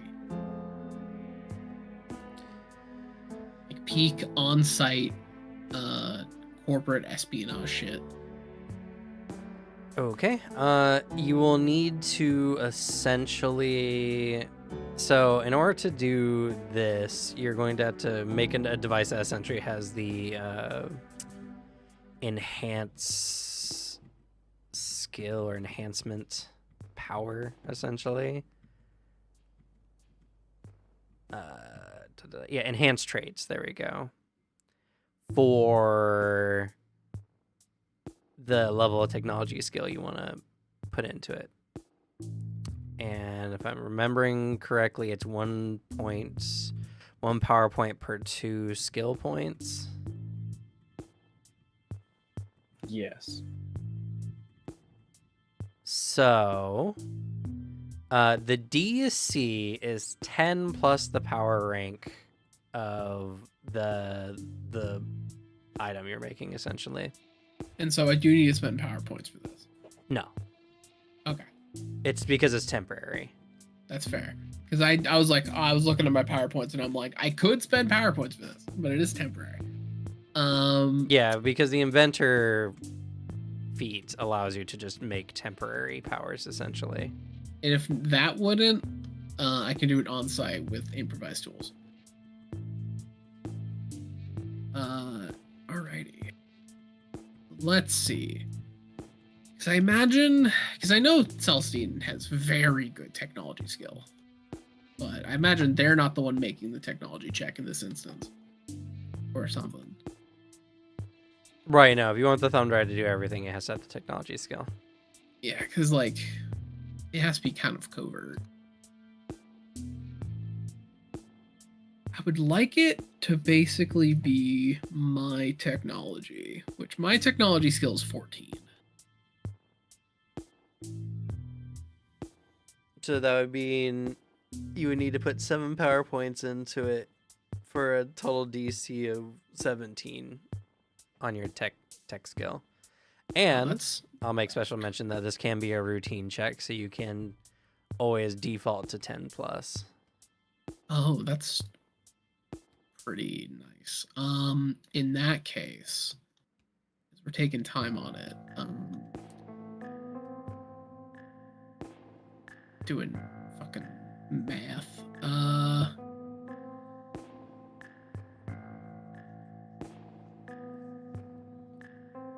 Okay. Because my technology, if I default, is simply a 24. Okay. And so what is the technology I could put into a thumb drive like that?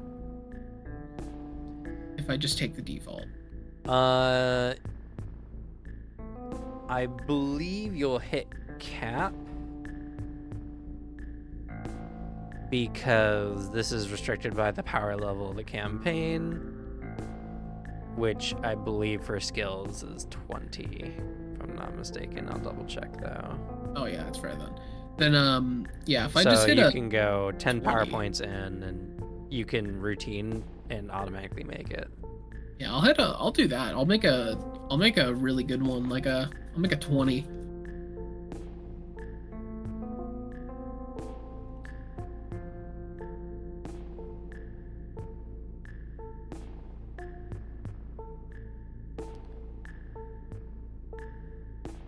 Yep, it's 20. So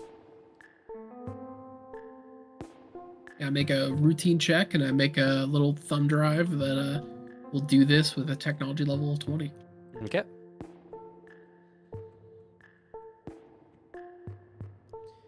It does take you 10 hours to make. I am fine with that.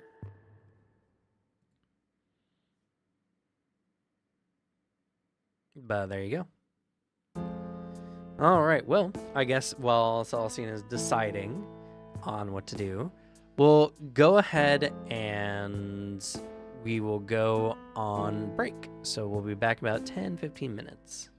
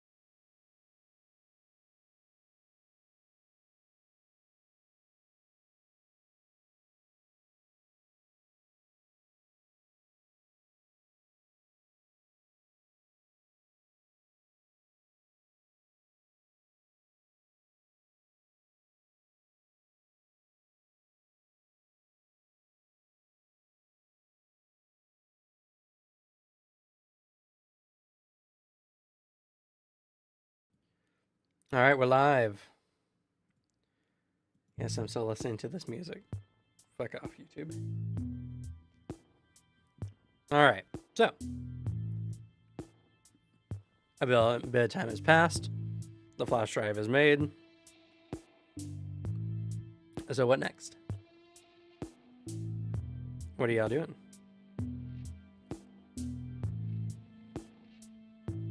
As soon as the group broke, Celestine just said to Sasha, "I'll be back," and just kind of like went off on her own, left the base, and just flew. Okay.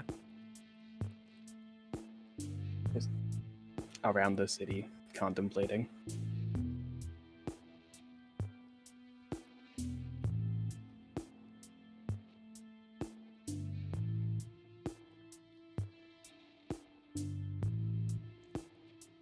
Did you guys do anything in the meantime, or are you just waiting until I get back? I was building the flash drive. Looks over at Crusher. Bet I can kick your ass in Monopoly. Oh, really? Let's do this. He pops his knuckles. Or cracks his knuckles, I meant. Begins a heated Monopoly war while we wait. Which Monopoly version?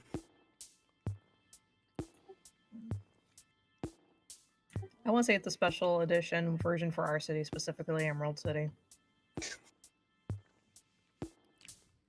Oh, I like the Pokemon one. That one's up next if we find problems with the other one. Yeah.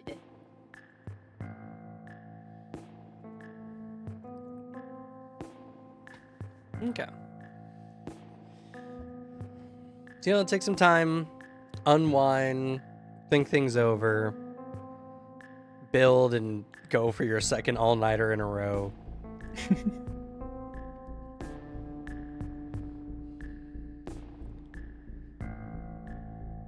A little bit of time passes. You guys, well, not necessarily taking on like any big crime, like villain crime or anything like that. Under the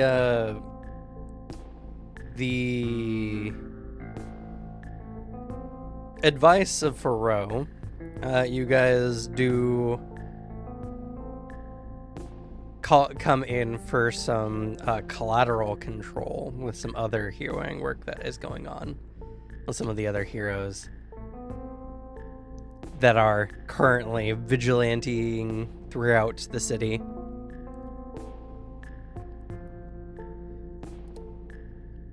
As Pro says, it's a really good way to do hero work without the legal repercussions of trying to take down villains.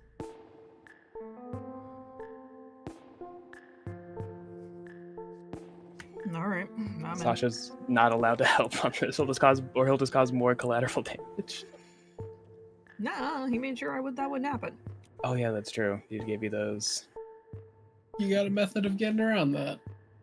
Forgot I love about the that. idea of like, all right, we're done cleaning this up. Thank God. Turn around and like a fucking part of a building collapses as you build some helpers to the next area. I brought some guys in to help move the rubble.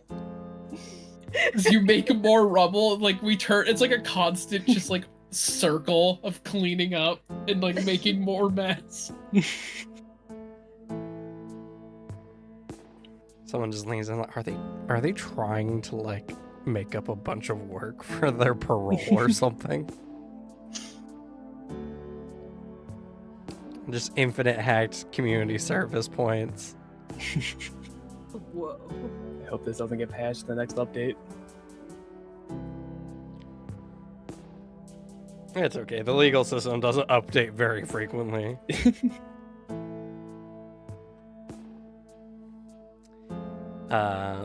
But yeah, it's a little bit of hero work, you know. Nothing too major. Maybe you stop some petty crime here or there. But you guys do notice that all these things that you're doing is getting people to start talking about your particular group. In fact, it's insanely good PR.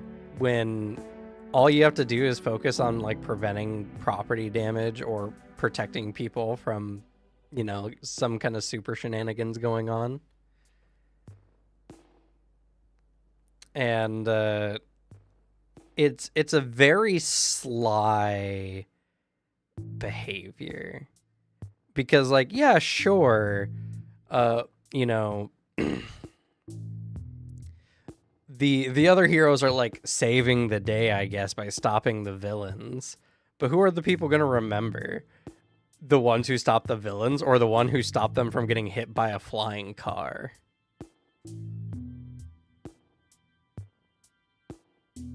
Yeah, that's a good point. That's fair. That's fair.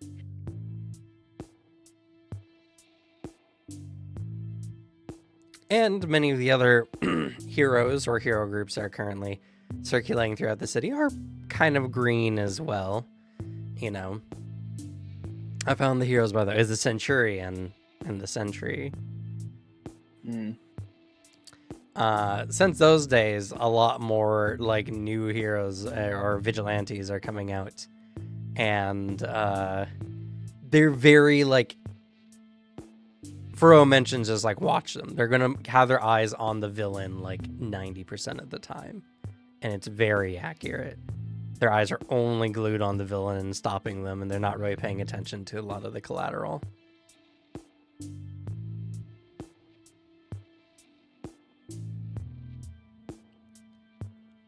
So, you guys start getting a bit of a reputation.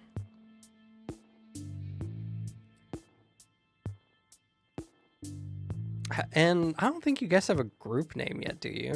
Nope. No. No. And unfortunately, Monochrome's not here to input on anything. I mean, that would be a funny move on our end. You weren't back fast enough, so we had to name ourselves.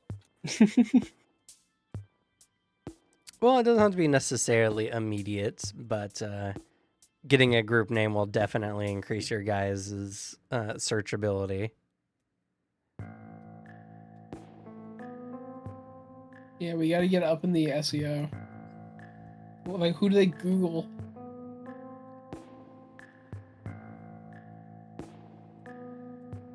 Though I gotta ask, when it comes to a lot of this kind of work, what about you, Lockdown? What are you and your boys doing? Are you participating in a lot of this? We...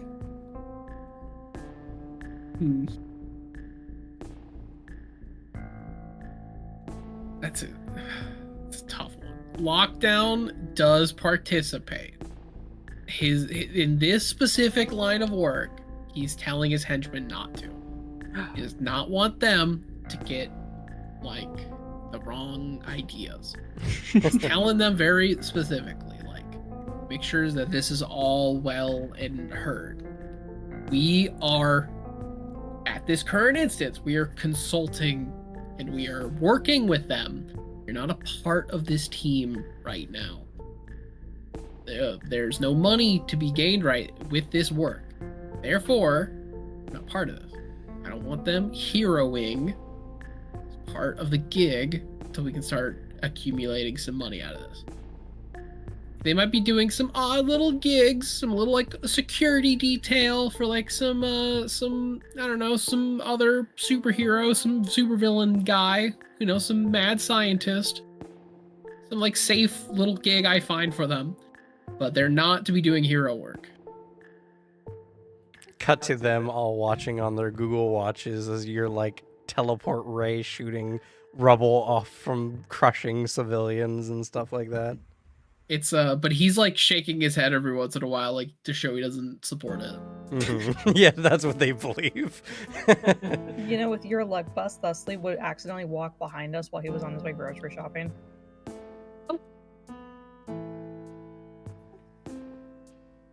The poor man's got enough bad luck, he could get hit by shrapnel unintentionally.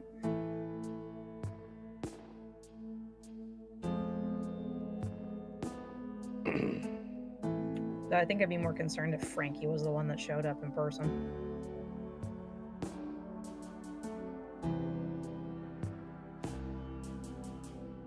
He would. He's just the coolest. Yeah, We would lose all our cool points, they would go straight to Frankie. he can't steal our thunder. But yeah, that's the that's at least the status of the crew right now. Okay. It's like whenever they're doing social media stuff, he's always like, yeah, don't tag me in that. Well, for the time being, Celestine is distant from you guys. She isn't explicitly doing this work with you guys, but she is still live streaming it.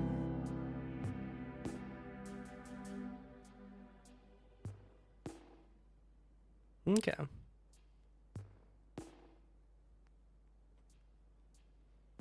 So some time passes. What does Celestine decide to do? I will return to Lockdown's hideout. Okay. Do I have... Can I just go in on my own, or do I have to, like, knock? You got, whatever. like, you don't know how, but he's got automatic door stuff, and it automatically opens. It's like a warehouse that has, like, a ramp down. So, like, it all automatically opens for you now. It's been coded in. I walk down in, and I assume just go to your room. I mean, I'll talk to your boys, see where you are. He's probably, I don't know, fucking around on some other little doohickey. Like workshop door open. Injecting something into his eye so he doesn't have to sleep for another 24 hours. He had a little like hour cat nap. It's fine. It's optimal. He has the optimal sleep rate. He mathed everything out. Oh no, he's Batman. Yeah. Just micro sleeping all the time. He's a way lamer and more weird Batman.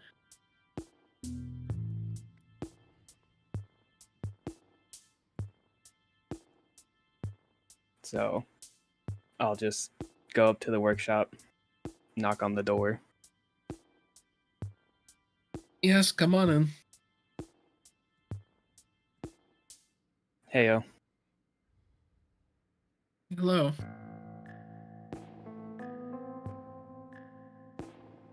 Sorry, I just disappeared for like a week there.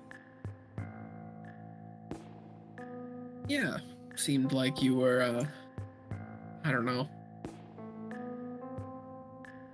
lost in some thought.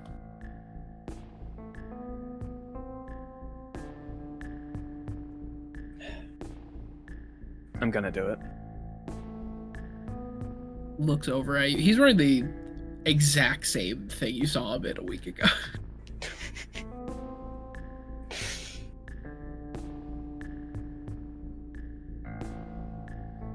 Okay. Do you see her like eyes like scan your body? Doesn't say anything.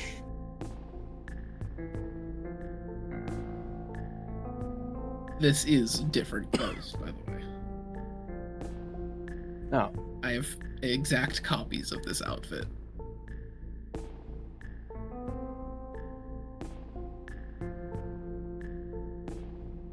But as he like rifles through a cabinet and then he slides a like small flash drive.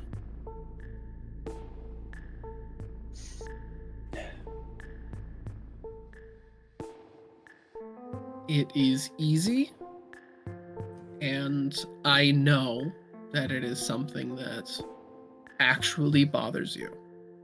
I personally cannot relate. I can only empathize. But all you need to do is plug this into some computer that is connected to the network. Leave it in for a minute. It could be longer if you want, but It needs to be in for a minute. And then you can take it out. That's it. Then just bring it back. Nothing is damaged. Nothing is put on. Traceless. That's it. Hmm.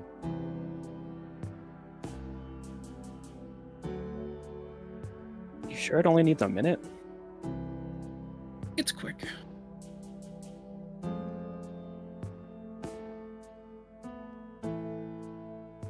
It's just a very quick copy cloning.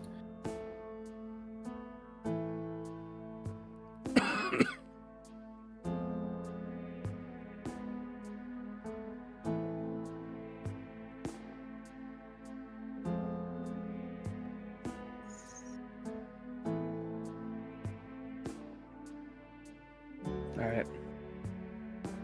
Thanks. Of course. I'm gonna be going in like 3 days from now. That's when I had to schedule it.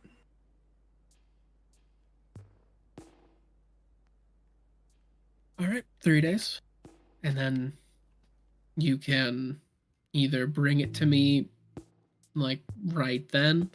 You could just drop it off. You can do whatever you like.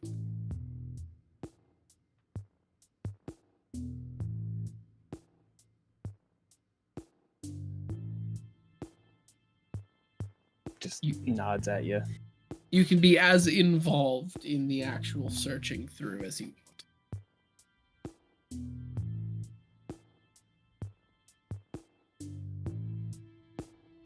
Just nods at you again.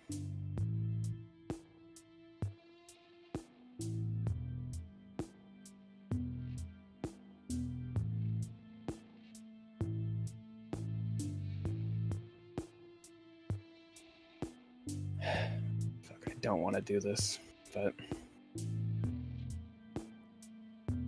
I think whatever. through that, I think he's like just being very good at reading people starts to analyze using his very high insight. Not saying he's provoking a roll at you, but at the very least, would he be able to glean that this isn't the moral implications that's making you uncomfortable?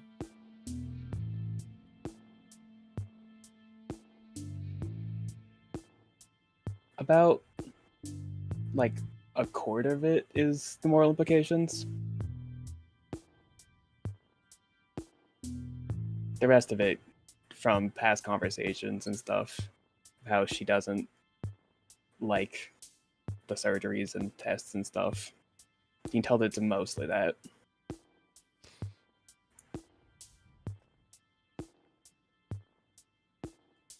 I do understand that you are taking a great personal sacrifice to go do this in the first place.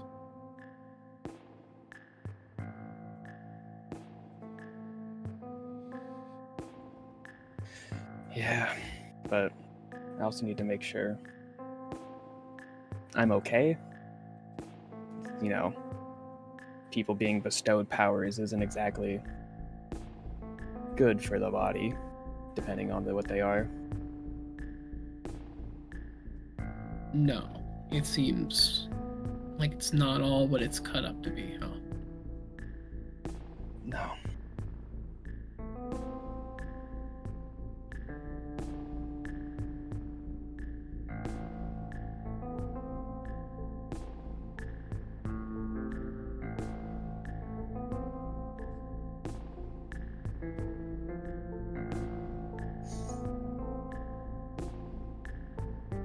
As somebody who is non-powered, I cannot say that the idea that the, I guess, easy button to it all, to learn that it's not just, I guess, rosy on the other side, isn't pleasing in some way, but the obvious turmoil that's going on, That's not fun. The personal sacrifice you are taking is appreciated.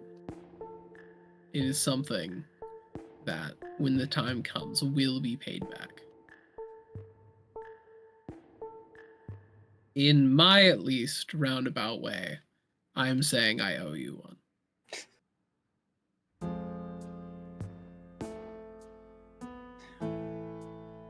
Appreciate it. I'll do my best to make sure the one doesn't put your men in harm's way. And that I greatly appreciate, because that is just my actual no-go, like, regardless of transactions. Mm-hmm. They have their own lives. Which I don't imagine you do anyways. You're not that type of person.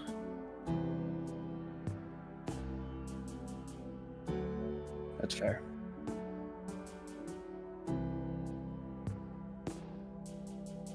You're probably gonna make me do some, like, old lady across the street type shit. Ugh. I'm sneering, but you can't see it. She is visibly smiling and just thinking of all the wonderful things she could make you do. You get one. I know.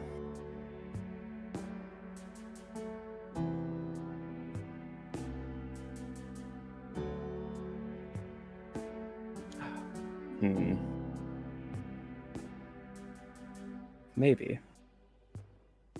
But that'll be later.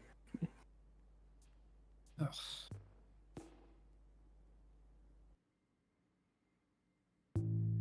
But I'm gonna go. Yeah. See you probably 3 days if I need more time to recover from it. I don't know, probably like a week at max. If it takes longer than that, how opposed would you be if somebody showed up and picked up the flash drive? If it takes longer than a week, I'll just drop it off. Okay. I can always, if you just leave it somewhere, message me a location, I can always just send somebody. That way there's no chance of something. That's fair.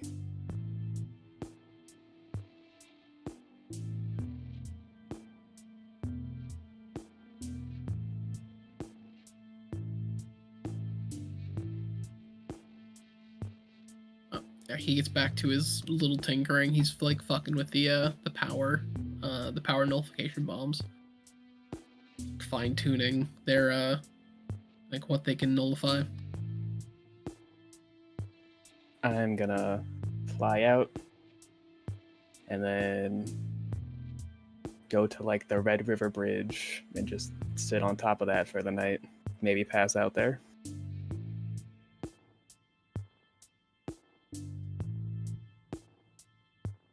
Okay.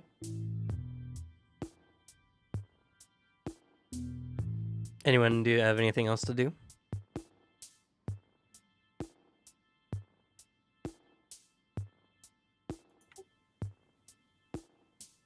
I think I'd wander around and see if I could check out the area around one of these disposal areas. Just casually walk in the neighborhood. No round 2 of Monopoly? You sure you can handle a crushing defeat 3 times in a row? The Crusher never gives up. How about a rain check? Alright.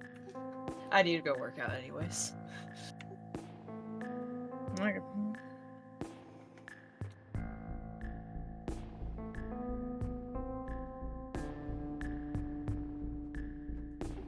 So Sasha would just go for a walk in an area of one of these disposal places and just look around casually without trying to be too inconspicuous.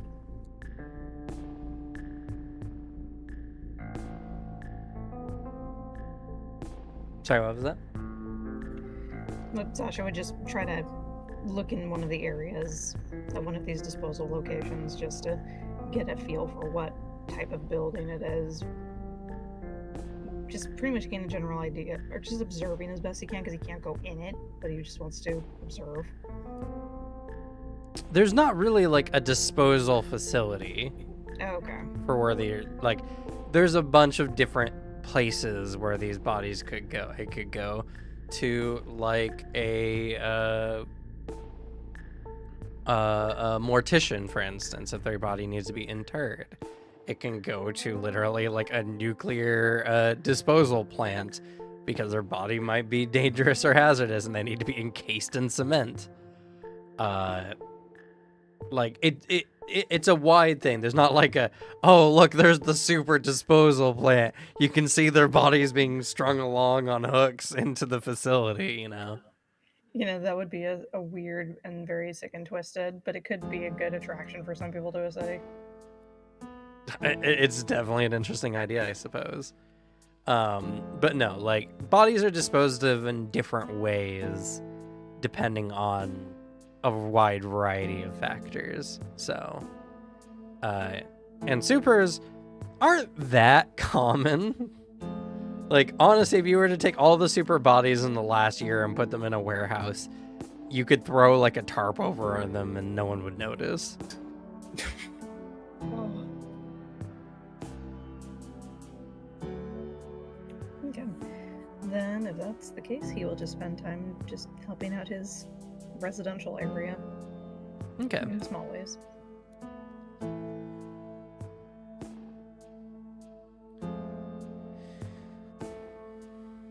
All right. So, we go to Celestine. The day arrives for your checkup.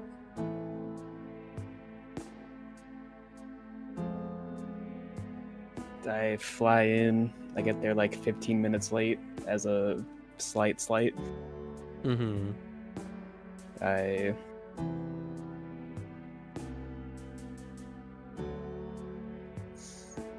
forget, like, is it well known that like I'm connected?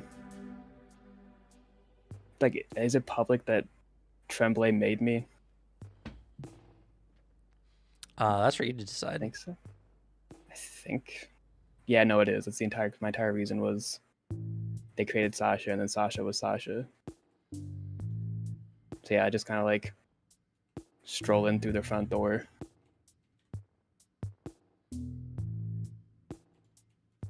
As you do so, they notice you and they are more than happy to accommodate you, directing you where you need to go, and you're, rather respected amongst the staff, at the very least, being the crowning project of their labs.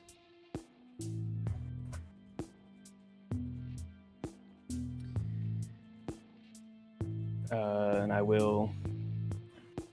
God, it's better to do it before or after. I'll wait till after. I'm gonna go and do the tests.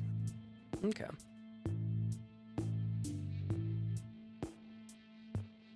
What are the tests like? A lot of like hooking up to machines, making sure my vitals are okay. Scans of like x-rays of me and my brain just to make sure everything's normal.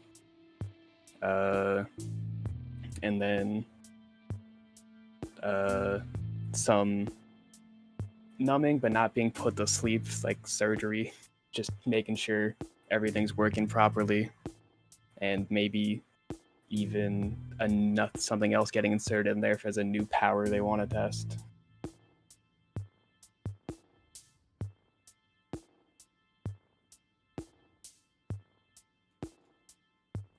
Okay.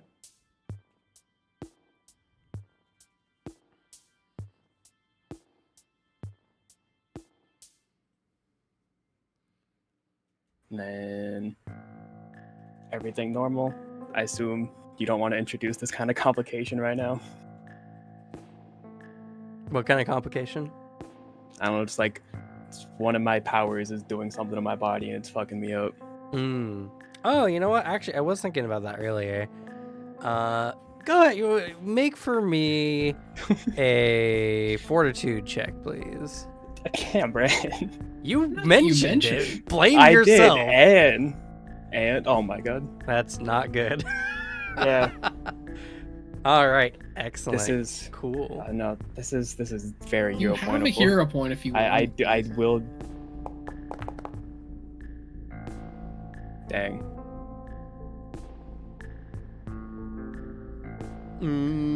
Okay. Well, don't forget as well. Oh, wait, no, you rolled a 10. Damn. Yeah. That's the lowest you possibly could have rolled. Yeah, thanks. On a man. hero point. That's unfortunate. Do you want to use my hero point? No. I might need it later. That's fair. Okay. All right. Well, you failed the check, unfortunately, so a mutation occurs. Oh. Let's see here. How severe of a mutation is this? Okay. Not too terrible.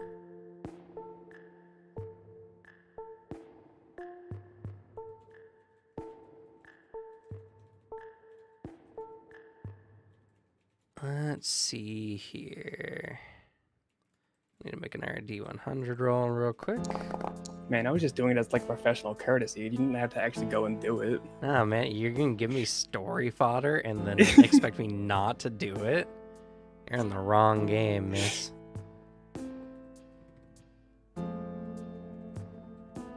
I was legitimately thinking about doing this earlier too, and I had forgotten because there was other story things in the way.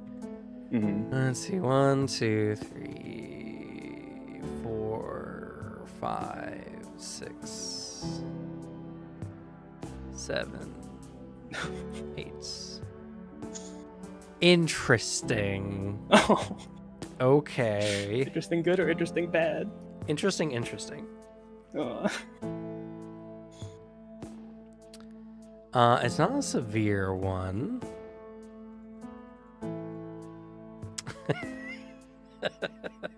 Okay. So you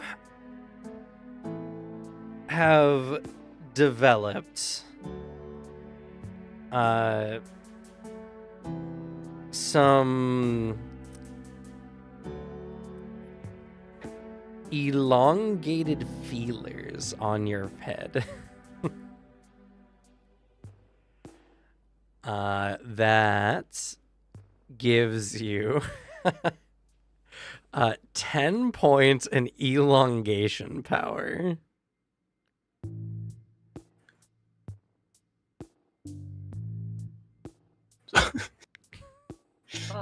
What? Yeah. It's a mutation. What can I say? Oh, no, I just had it. Fuck. I have to go look this up.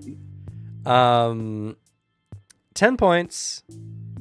It's a free mutation of specifically just the elongation power. Though, the lab can deem this as being unnecessary and separate from your body if you so choose.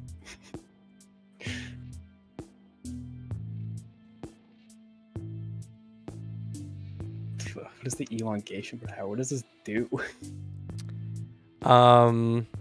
You can extend these feelers for, let's see, its size.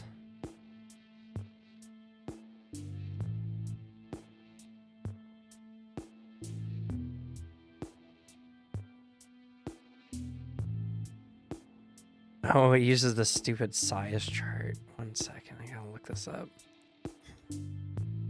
Are these basically antennas or? Yeah, they're antennas. Okay. You know, bug-like antennas on your head that can elongate. Oh, that's so useful. Let's see here. So, and it's 10, so that's up to the 8. They can extend 2 kilometers. That's amazing.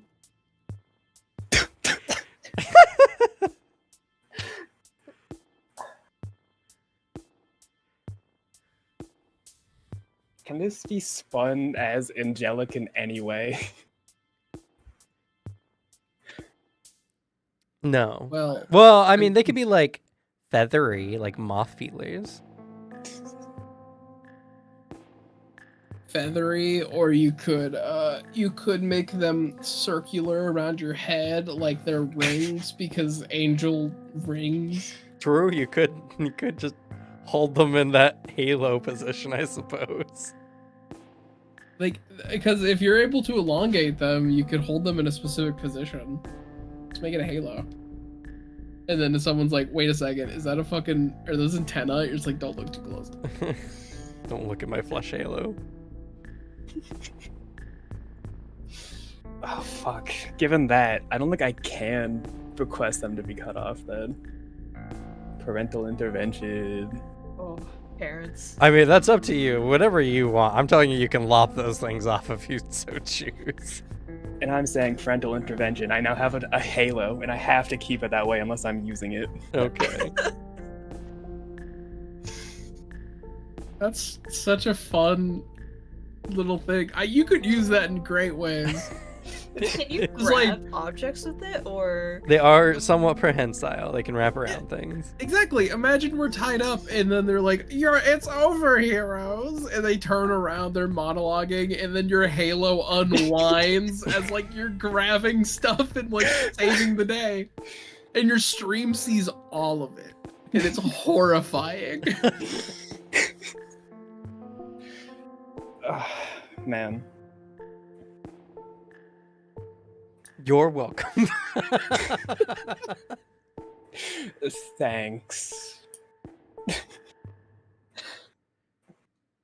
oh, I look, just- you have a halo. Wordlessly leave the science area, testing area. Okay. I'm gonna... do I have to go to the server room, or do I have to go just towards a high-level access computer? Computer accessing the network. So, I mean, it's just connected to a computer. It's connected to the system. Not necessarily. Some computers have like clearance to certain areas. Well, some computers just might not be hooked up to certain servers, so. One that would If be it's realistically hooked up to the system we need. Right. yeah. So, one that would have higher level access, probably. Like your parents. Or the server room also just works, as long as you know which server belongs to what network. Yeah. You actually have decent tech, so there's a chance.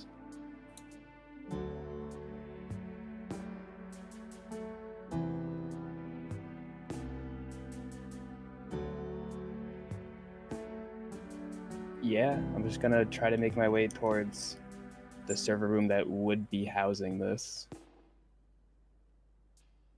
Okay. But uncharacteristically, if anyone recognize me, ask for a selfie or an autograph, I'm just gonna breeze right past them. Okay. Happens once or twice. Some people look at you strangely, but they know not to mess with the I guess director's daughter.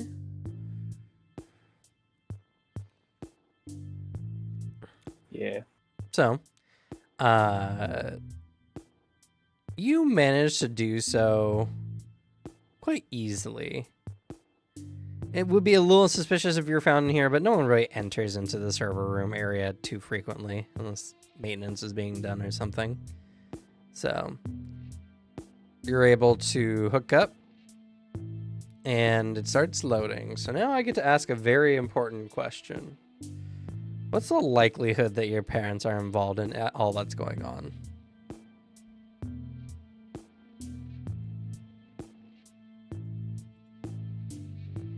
Man. It's a great question. Because what I'm going to do is I'm going to roll a D100 in private. And that may determine what information you find.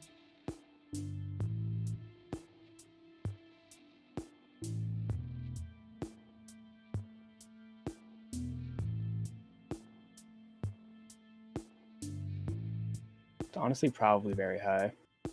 Give me a number.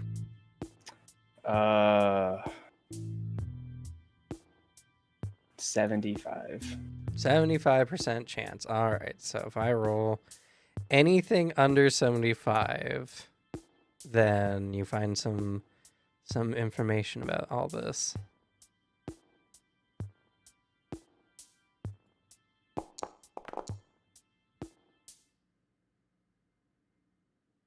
I see. Okay.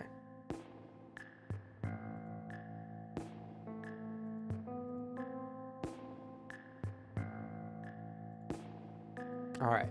So, a minute goes by. You feel like it's time to remove the thumb drive. There's no light or anything that says it's good to go, so, you know. It's one of those moments where you're just like, should I? I don't know. It's been a minute, so I'm going to do it. You pull it out. You have a thumb drive that has all the information on your parents' network. Oh, wait. Actually, first, I need a technology roll from you, Alex.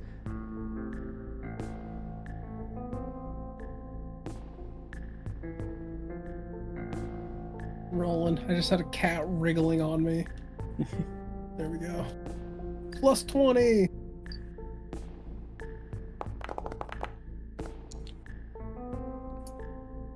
Okay. So, you have this thumb drive with all the information on it. On the success scale, that was a heroic roll, which is probably one of the highest rolls that you guys can honestly make.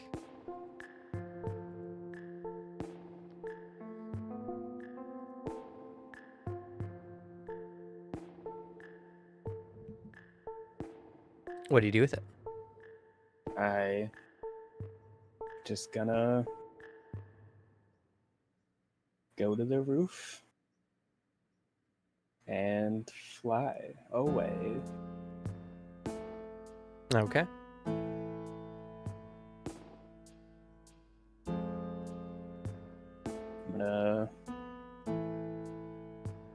make my way to lockdowns. Okay. And I go inside.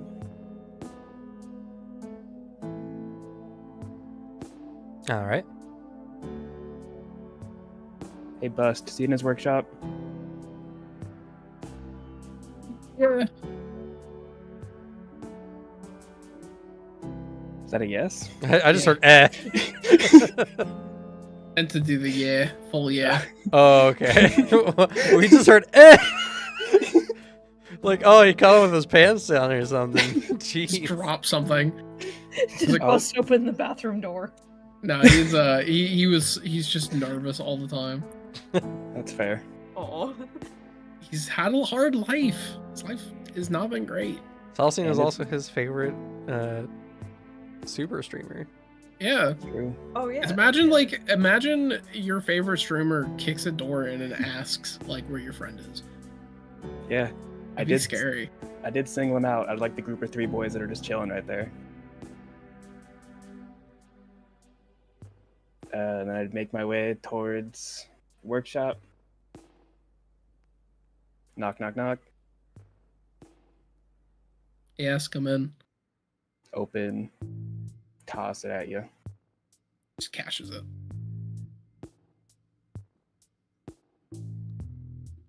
He looks up at your forehead. It's in a halo right now. It's still 2 feelers extending from your forehead, Yeah, I like know. curled The thing up. is, he always wears his helmet. His helmet that gives him dust enhanced vision. Like he is just stupidly high, like enhanced vision.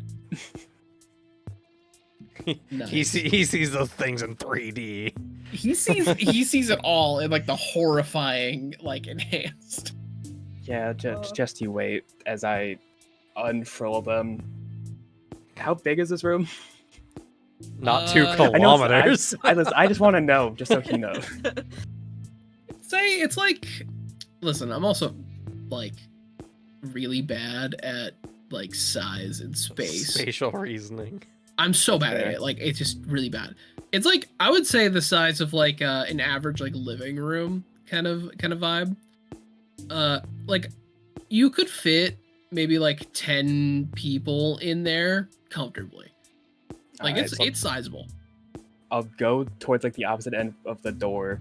You just extend my feeler out to the door to where the other like wall is over there. Horrifying. Yeah, this one wasn't even planned. It's just a side effect. But useful, I imagine. We weren't able to get like actual confirmation, but they estimate like 2 kilometers.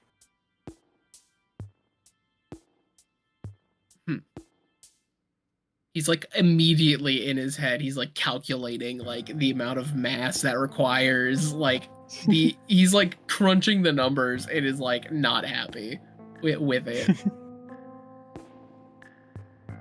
Okay. Interesting. As he like stands up. Well, glad you got this. You He's seem unharmed. You pointing towards the flash drive or the feelers? No, he stands up. He's just the computer in a different room, or it's like Yeah, in a different part of the workshop. But like he's gonna go plug it in. Is the glad you got this the flash drive or the Or glad you're unharmed. Okay. But that notwithstanding, the feelers are interesting. I can see the use at least. I was given the option to have them cut off, but my parents said no. I'll be honest, like, I can react this way because I have incredibly enhanced vision. As like he taps the side of his like helmet, but I can already think of some uses for it. So, in specific circumstances, but that can be useful. Anything can be useful if you actually just utilize it well. Thinking outside the box or in the right circumstances. As he like plugs in the flash drive and starts opening stuff up.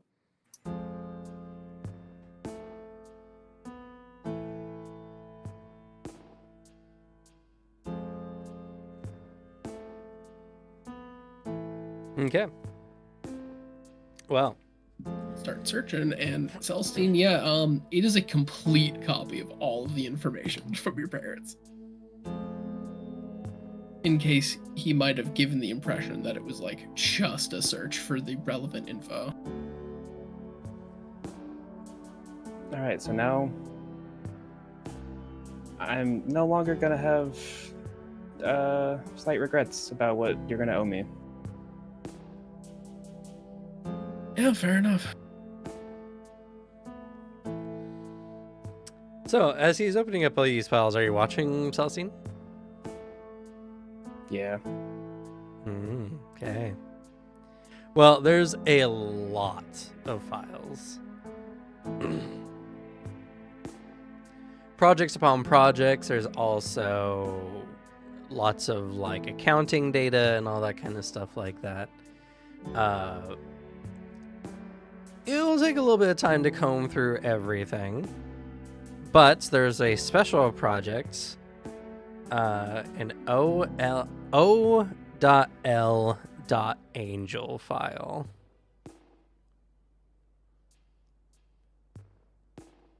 There is a solid chance that is pertaining to you, which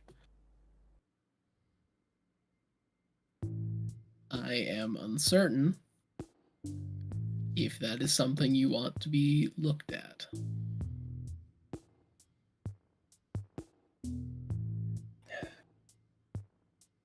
Not today. All right. He will set the he'll like push that file off. He'll drag it away somewhere else. Okay. If we find nothing else linking, we'll open it. If we find something else linking, but that will be opened in a different day. Yep. Well, all the files pertaining to the Angel Project are in there. So, besides maybe some like check-in points of like Angel registered for testing on this day or that day or whatever. Which I guess going through that, you definitely know that file's about you. So that being said, looking into everything, all the files, you find an interesting file stream. It's a chain of like the program you use is very, very good, and so it can it can register like how many files are in a particular file, and the computer notices a trend of like there's this escalating down file search, which seems a little obtuse. Like if you wanted to do like organization being its own thing, there's only so many like layers of files you really should go down. Otherwise it's like, oh, I want to get to this file, let me click this one, then this one, then this one. You have to go through 20 files to get to the file you're looking for. Like the rule of thumb is like you probably shouldn't go much more than like 5-6 files deep for any particular thing. But there's like a file chain here that goes like 20 files deep. It's pretty far down there, and someone looking through everything would have to spend a good amount of time to like follow this chain all the way down. And you get to a set of files that are just abbreviated with like letters and numbers. Going into these, you find a bunch of files that are also labeled with letters and numbers. And with a little poking around, it takes a little bit of time, but you do manage to find that these particular files are of samples received from the state penitentiary on certain types of supers and the tests done therein. And you start to find more and more evidence that the Tenley Labs is heavily associated with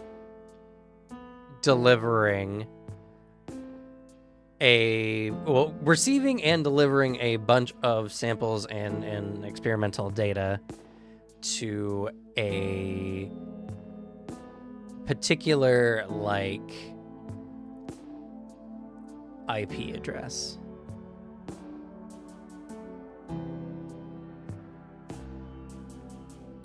It seems pretty incriminating, but something that is more substantial that, like, again, because of how everything is kind of like coded and encrypted, this takes an extensive amount of effort to go dig through all these files and everything, but you do find information on the bouncer and the accountant. Specifically, the extraction of their physical enhancing abilities.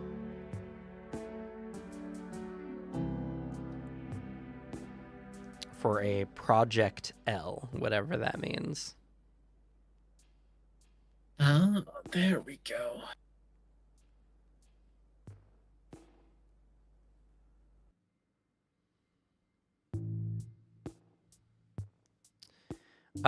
So to kind of like compile everything, it takes like days to really comb through everything and piece it together.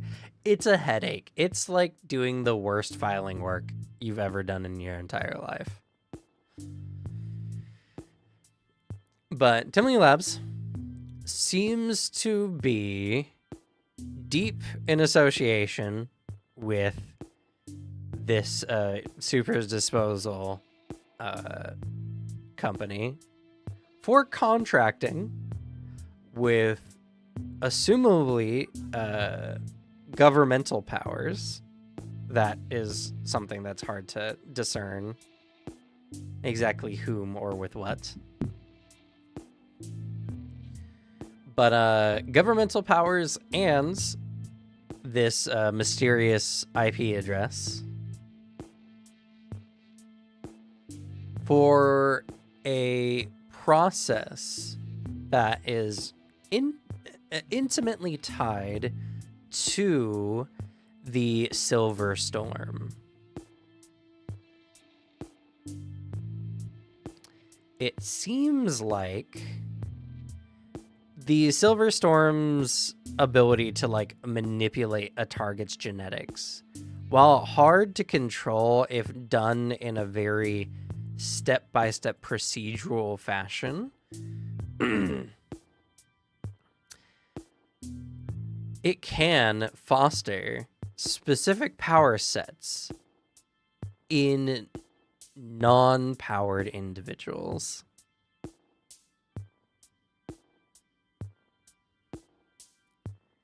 Though this oftentimes is a very extensive process of slightly introducing some of the nanites into a person's body, waiting for mutations, cutting and removing any unwanted augmentations out, sometimes needing to reinforce a person's genome, which doesn't always succeed, and eventually iterating over the course of like probably a decade or more,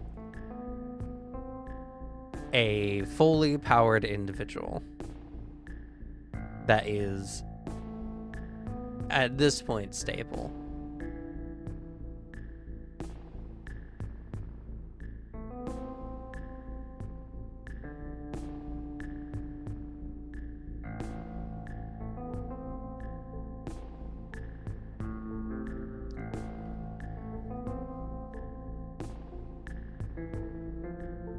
And a lot of this comes from the Temleys gaining access to some alien artifacts, or allowing them to modestly control the nanites in the Silver Storm.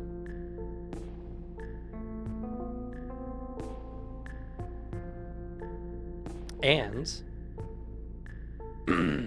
there is a particularly incriminating file that the Silver Storm itself event was caused by Temley Labs.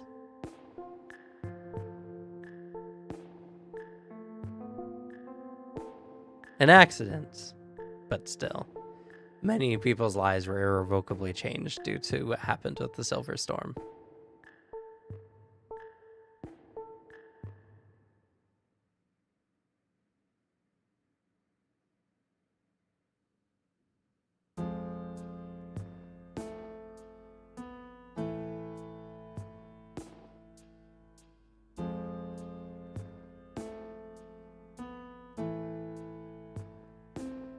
So, that's all the information you get. And I guess if you have any questions, I can endeavor to answer. I know that was a lot of information. I just shook y'all's way.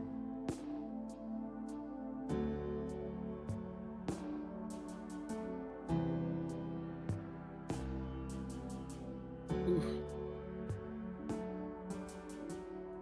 So pretty much the cliff notes for this is same company responsible for the Silver Storm was studying the nanites, found a way to utilize the nanites to make someone a superhero over a course of a minimum of a decade, among various other procedures. Yes. Damn.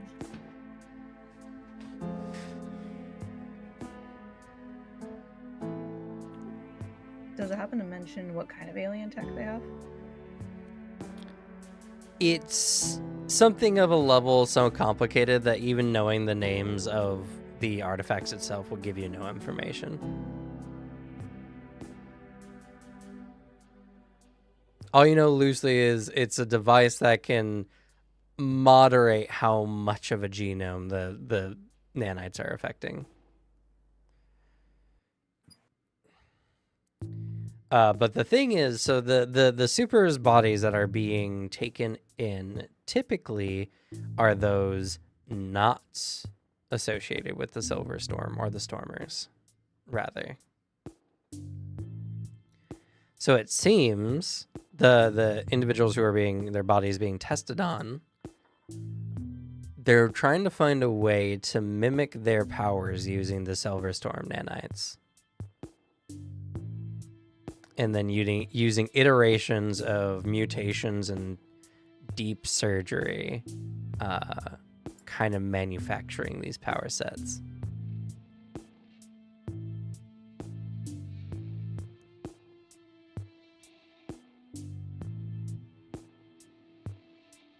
You can also tell that of the many test subjects, there's been a survival rate of around 1%. Oh.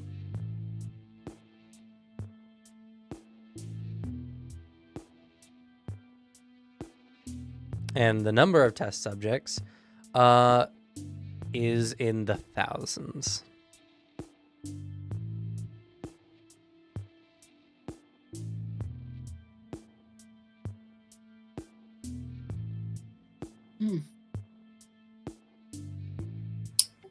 I will say at some point, probably near the end of your guys' delving into the files, Sasha would turn up with everyone's order from Starbucks.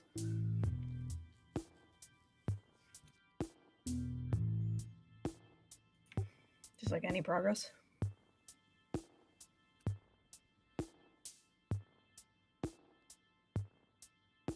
Well, there's a lot of info.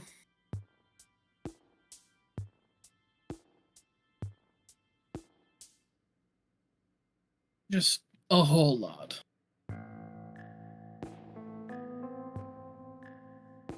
Celestine's just sitting in a chair, like 10 feet behind the computer, 10 feet away from it. Just mouth wide open.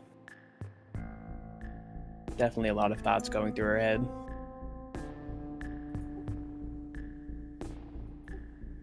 Offers her favorite fruity frappuccino. She just takes it and places it on the ground next to her. The Crusher walks into the room and just sees the tension and asks, is everything okay? Looks like a lot to process.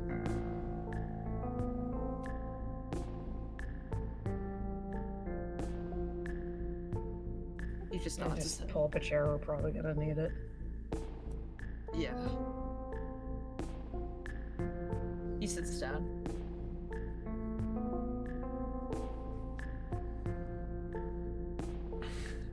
By the way, so you set you set how likely they are to be involved at 75. So I was Yeah. like, all right, so based on how low I roll will reflect their overall involvement in the project and what everything that's going on. Did you roll a 1? I rolled a 5. Oh! So, relatively speaking, they're responsible for 70% of everything going on. I mean, it fits. Parents, am I right? The dice Fuck. spoke. Oh, man.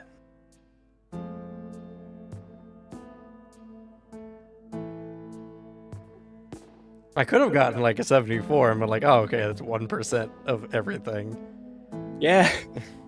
So, there was a wide range of possible involvement, and they hit almost the widest range they could have.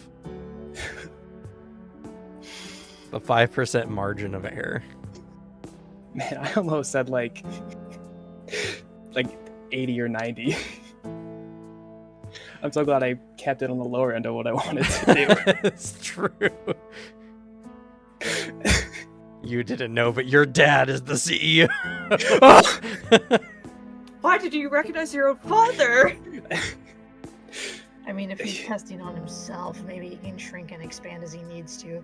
No, Or- he looks so wide because he's actually in a human mech suit.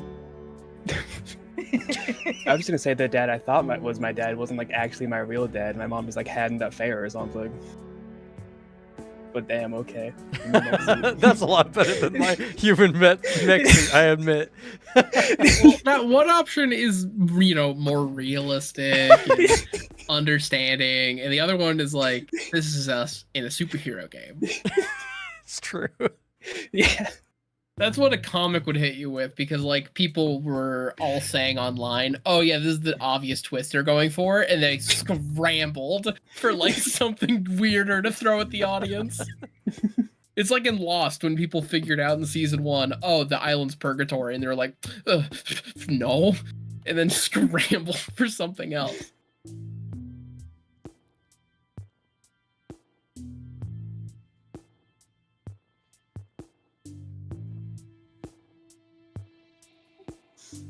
Only a 1% survival rate.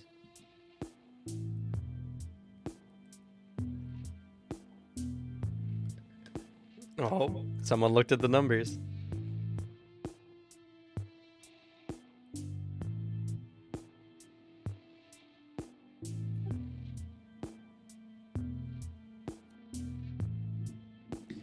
There are thousands of test subjects and there's a 1% survival rate. Then how many surviving test subjects would there be?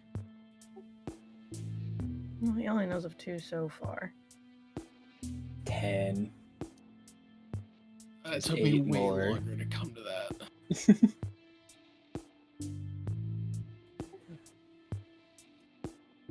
Which means there's at least 8 more running around like us.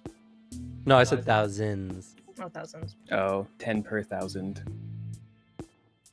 So there's who know how many yahoos running around like us. Yeah.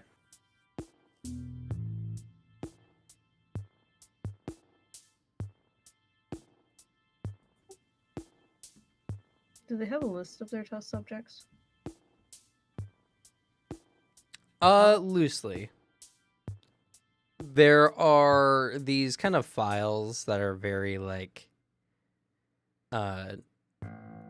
more like photocopies of medical documents and such like that, and they're very bare bone. They don't tell you much other than like species, age, gender.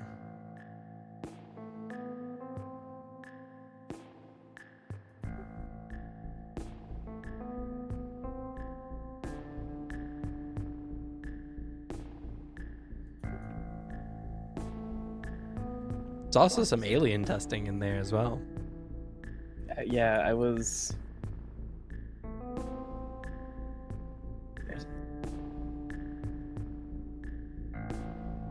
Makes you really curious what's in that angel file. Yeah, it does. It really does, Cameron. He did grow 2 big fucking alien piccolo like antenna. I don't know if I can stomach that. Like, I don't know if I can stomach that information tonight. I could look at it and No. then tell you if it's scary. No. I honestly think we should wait, because this is a lot of information, especially for Celestine. At least give us time to process everything we've learned up until now. Then we can probably go delving into other files. I don't know, is the OL Angel file big? Don't know. No one's opened it yet. I right-click properties. I thought that in my head immediately. Yeah, like It is genuinely a huge file with several gigabytes of, like hundreds of gigabytes of information in it. oh shit.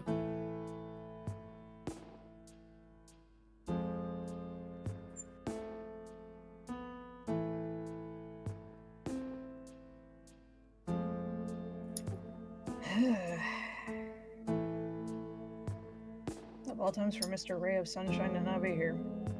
I know.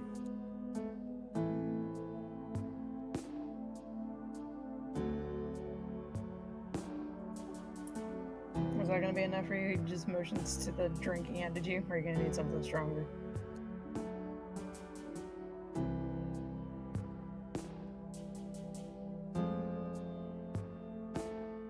Sorry. I don't think drowning myself in a depressant at the moment is gonna be a good idea. I thought you wanted a strong tea instead of dairy. Oh, I thought you were talking about alcohol. I know you don't like alcohol. I haven't even tried it. It'd be illegal for me to. It's illegal for you? I'm only 18. Oh. I mean, for some, that's the fun of it. Yeah, you get a fake ID. Yeah. That's illegal. Or you get your older friend to do it. That's Or illegal. Not if it's around the house and you're in a safe space. Eh. That is the actual way of it. But I know you don't want to, so that's why I offered tea.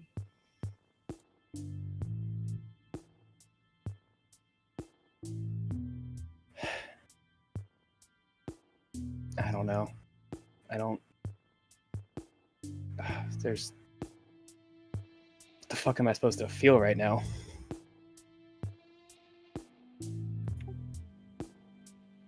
Based on how I'm feeling from looking at this, a lot. Something like this isn't going to be easy to process, because there's just so much information. Not only that, I'm assuming the Silver Stream event was a very big historical point, I'm assuming.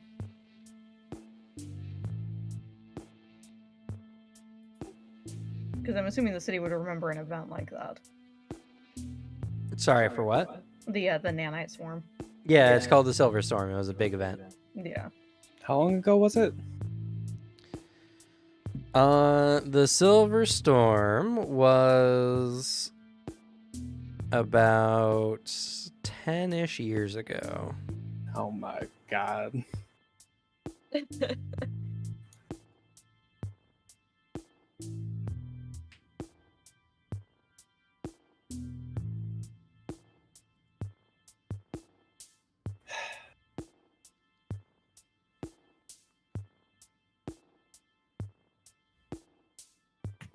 Do you want a hug? No. Okay.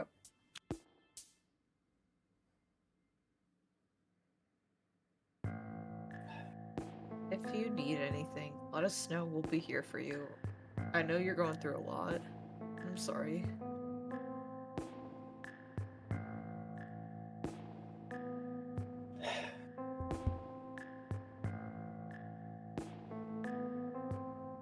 So it wasn't even that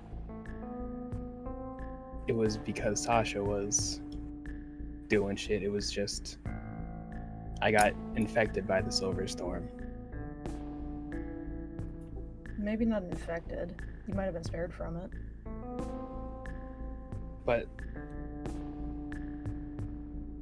how else does that explain? Because it takes 10 years to develop powers. It was 10 years ago.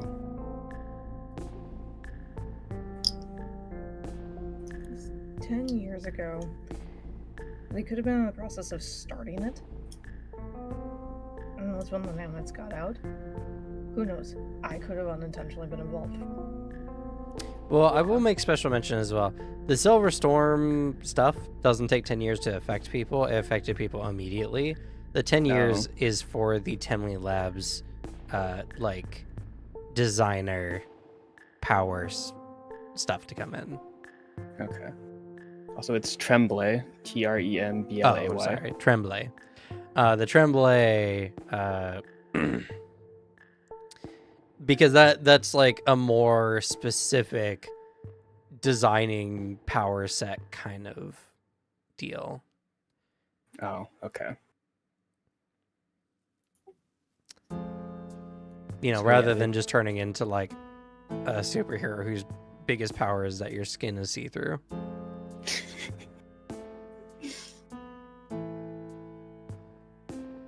So yeah, they've been planning this for 10 years, and we're just lying to me.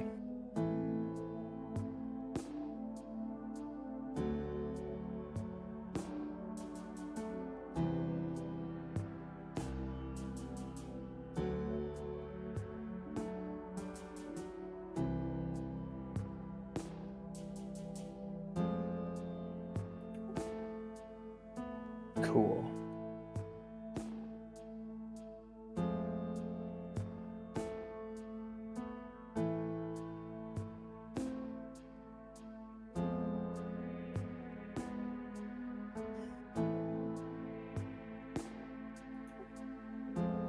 Just remember, you're not alone.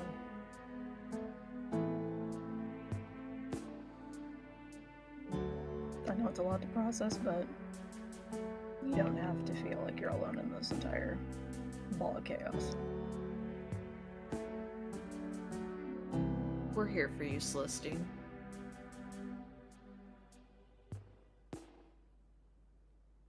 Thank you.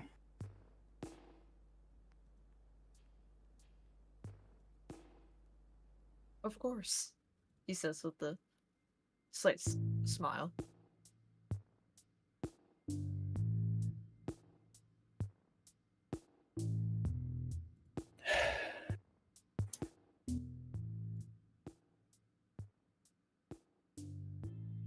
What the fuck do we do now?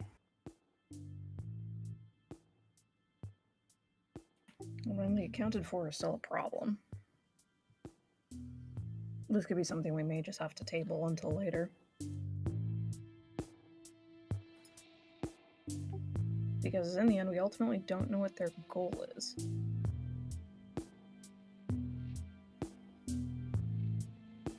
If there was a way to manufacture superior powers, it might be an alternative, safer way for people to develop powers, and they're not nearly as chaotic as some people's can be. But if you could choose your own powers from a young age, that would take away, I don't know, the fun of seeing what you could become. So we may just have to wait and figure out what their overall plan is. I'm sure there's probably something in here somewhere.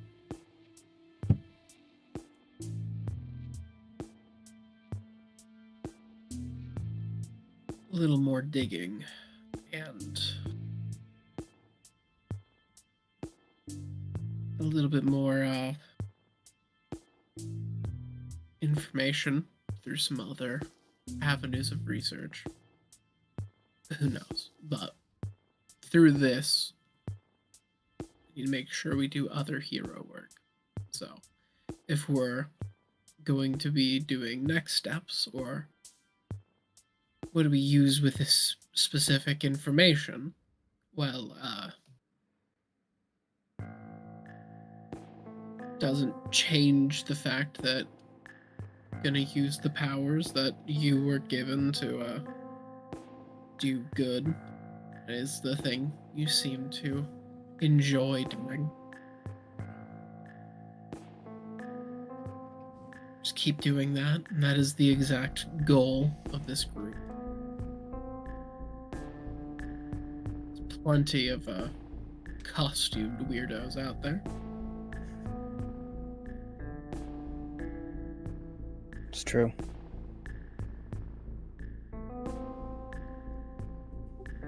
I mean, did you see the one vigilante that was running around in a scream mask and bikini bottoms? He looks at the Crusher. I did not wear bikini bottoms. I wore shorts. I'm just I'm not making scarring sure. anybody.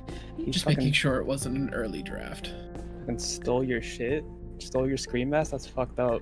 I know, but people. They're not as bad as Robin Hood. I swear.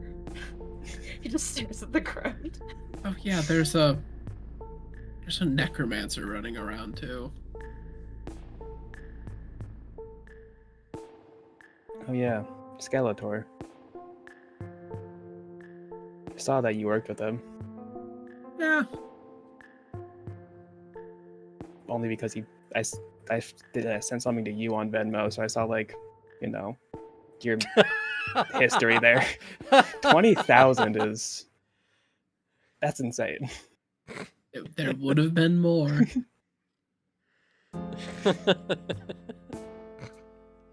I like that there's my Venmo payments are public.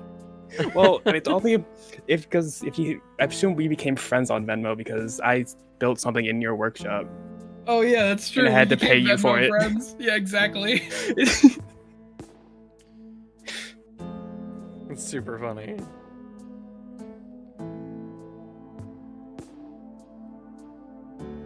I mean, That like, should- wasn't that the guy who was holed up in the spirit of Halloween? Like, how do you have 20K to spend on bodyguards? Yeah, and you know, there's just something that resonated about the goal to revive an army of the dead. So he shakes his helmeted head as he's still like the whole time everyone's talking, he's also just sorting through stuff. Like on the computer. He's getting things organized for later searches.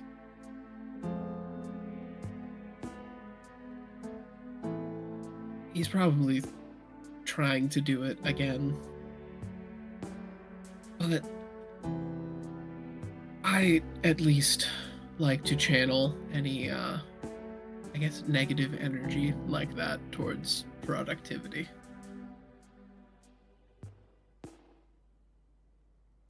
So I guess that's what we can do.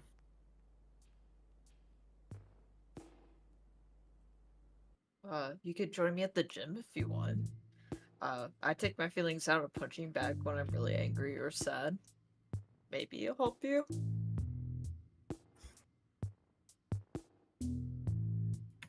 I mean, or we can just stop by the junkyard and smash up some stuff they don't want to keep anyway.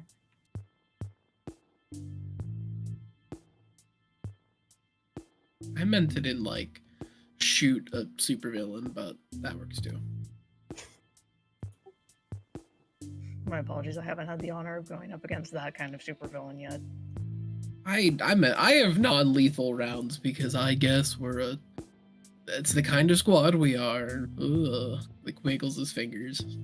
Also, make special mention: Lockdown is not necessarily beholden to the same supers can't kill rule because he has no powers. That's very true. Oh yeah. I am just a guy. It's normal murder. It's just normal murder when you do it. So the judge can't get you. That's funny as fuck.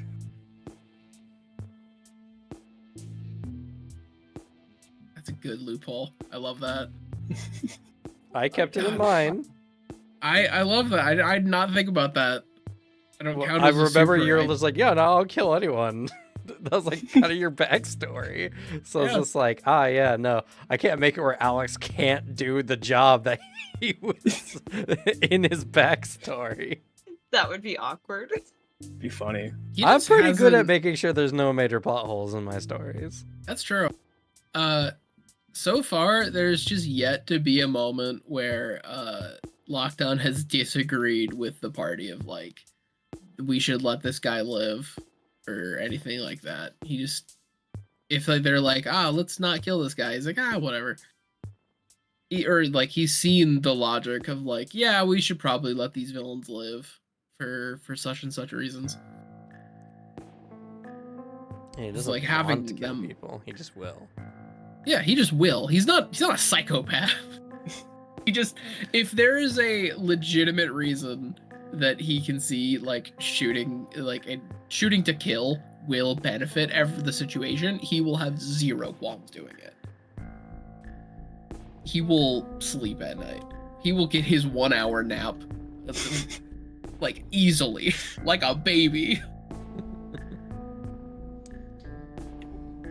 Yeah, I think you have the most extensive list of fighting villains. Because I think my list is only extended to the accounted for Dr. Plague and some weirdo's path I crossed with who called himself Professor Subduction. Guy's really into rocks.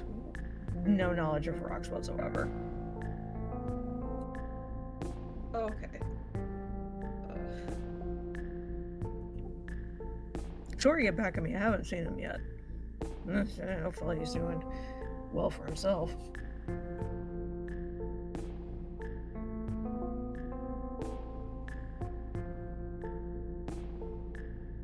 I've fought a good number of people with some fun abilities, which is why I've built a lot of good powers.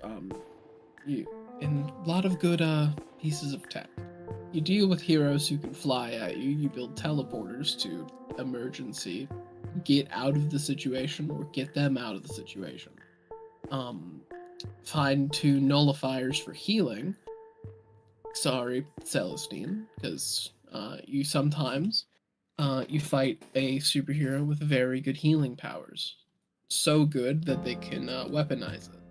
I have fought somebody who is a superhero, but he found a way to use healing abilities in a way that he can heal himself to the point where he grows new flesh.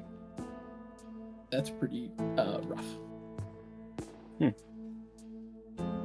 Very useful, but less useful if you turn it off, because then he's just a guy that you can stab, and then he will cry.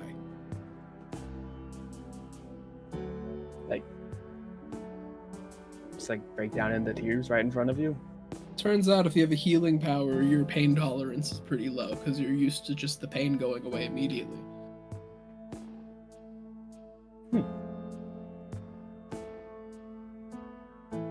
A lot of people, in my experience, when the situation is exactly right, are very used to relying on their abilities. And so, when the ability is taken away, suddenly, wind's taken out of their sails. Takes a very, very skilled person to where their power is taken or a power is taken and they can keep going. There's a couple. I respect those people.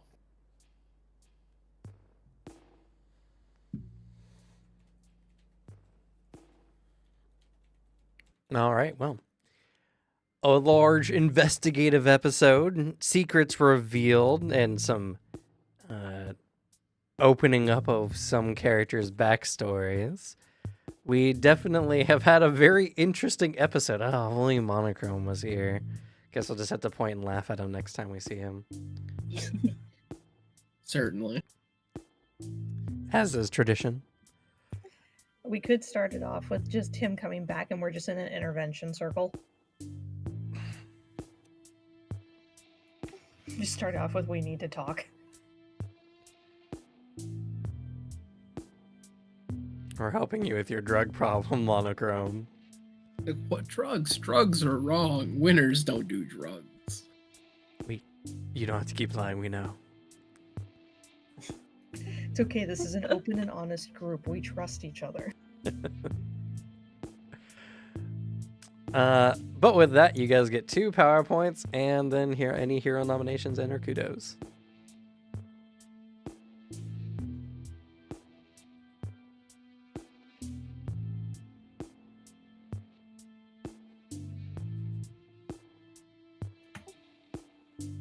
This is more of a kudo to Celestine. I'm so sorry for this episode being just a heavy hit to your character. I felt so bad for you too. You had your consequence pop up. I find it very entertaining that you teachered yourself with your own consequence, and then it immediately hit you, and you got a funny halo. I think this is a good episode for Celestine. I'll give you one PowerPoint for, just the episode in general. There were a lot of very fun moments with Celestine. I really enjoy the little bits with Celestine, like the quiet contemplation was a fun touch. I also really like the, hey, wait, that's illegal. Yeah. I like those little bits of like, good job playing. Wait, why would I do that? That's illegal. Also, if you put that PowerPoint into your antenna, they can double the distance they grow. Oh wow! That'd be so funny. Just so you know, they can go to 4 kilometers. Wow. I figured you'd want to know that, just in case, it might come in useful one day. Yeah, because what if there's a threat that's like, 2.1 kilometers away. Oh, oh man.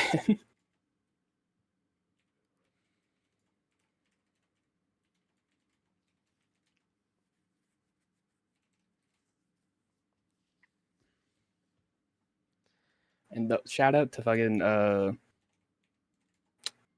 Lockdown and Sasha for the beginning the investigations at the beginning of this episode. Honestly, Yeah.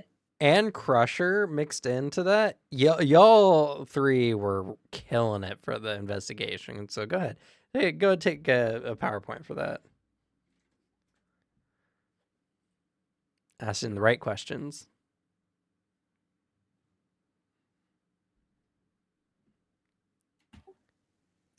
Lockdown, just for your whiteboard theories.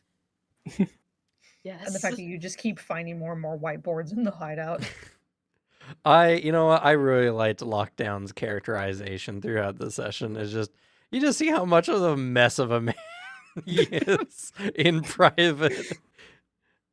I created this character as I want to make an intelligent fighter, and I've turned him into how can I make Batman kind of pathetic and kind of a weirdo? I just love the idea that he is just locked up in this building by himself, a lot, and he's kind of losing it. This is the first time he's been around people for a long period of time. Oh.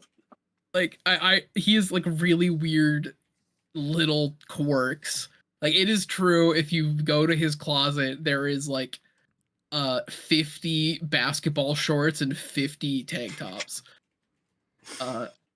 I think it is canon he did 100% make a bird drone to kill a bird because he thought someone made a camera to look at him because he didn't sleep for 48 hours. I love the anti-bird drone. It's so funny. that 100% happened. Not because I believe birds are fake, but because there was a bird on a power line for a little too long. He saw the camera and he's that has to be set up. And so he didn't go outside. No, he built a robot to go fly out there and kill it and bring it back. Just in case it was a drone. Exactly. He has to take that step. And then he's I want to be able to plan wherever I can. What do I do? Well, on nearly every wall in the hideout, I'm gonna build a flip like little mechanism so I can point this remote, flip the wall, and it'll turn into a whiteboard. Because what if I need a plan? The pocket whiteboard. Exactly. Just those little bits. Like I've optimized my sleep so I can stay awake for long periods of time. It's like, no, you're just fucking crazy. It's great. I loved it. It was great this I- session. It's been very fun. I love them a lot.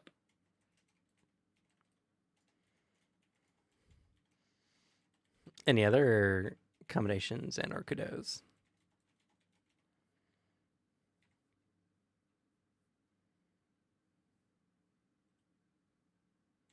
Okay. All right. How'd you guys like the episode? Lots of fun. I got to defeat Crusher and Monopoly. Most important thing that happened this session. Truly. Oh yeah. A lot of Unfortunately, there very wasn't fun much from moments. Sasha's end that they could do for this entire thing. Like there was just, I mean, I'd rather say like it wasn't even just like a lot of things, but there was a lot of good investigative questions you were doing. Like it was a lot of like us talking back and forth, getting the ball rolling, mapping stuff out. So like no, it was stuff was happening. It was just the stuff to like propel future investigation was like Celestine getting into a building, me building a thing for the information, but no, that beginning bit super helpful. Yeah. As long as you guys had fun, that's all I care about. You guys made me I had- think way more than I should have this session. You're welcome. I do a lot of world building, like on the spot. Sorry, we're having to make up for us missing a party member. You got revenge on us by dropping all of that on me. Yeah. Can't wait to open that angel file. Can't wait to see how much it's going to hit like a ton of bricks for all of us. True. Yeah.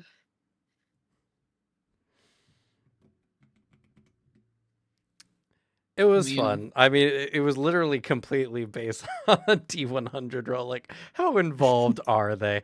Oh, they're very involved.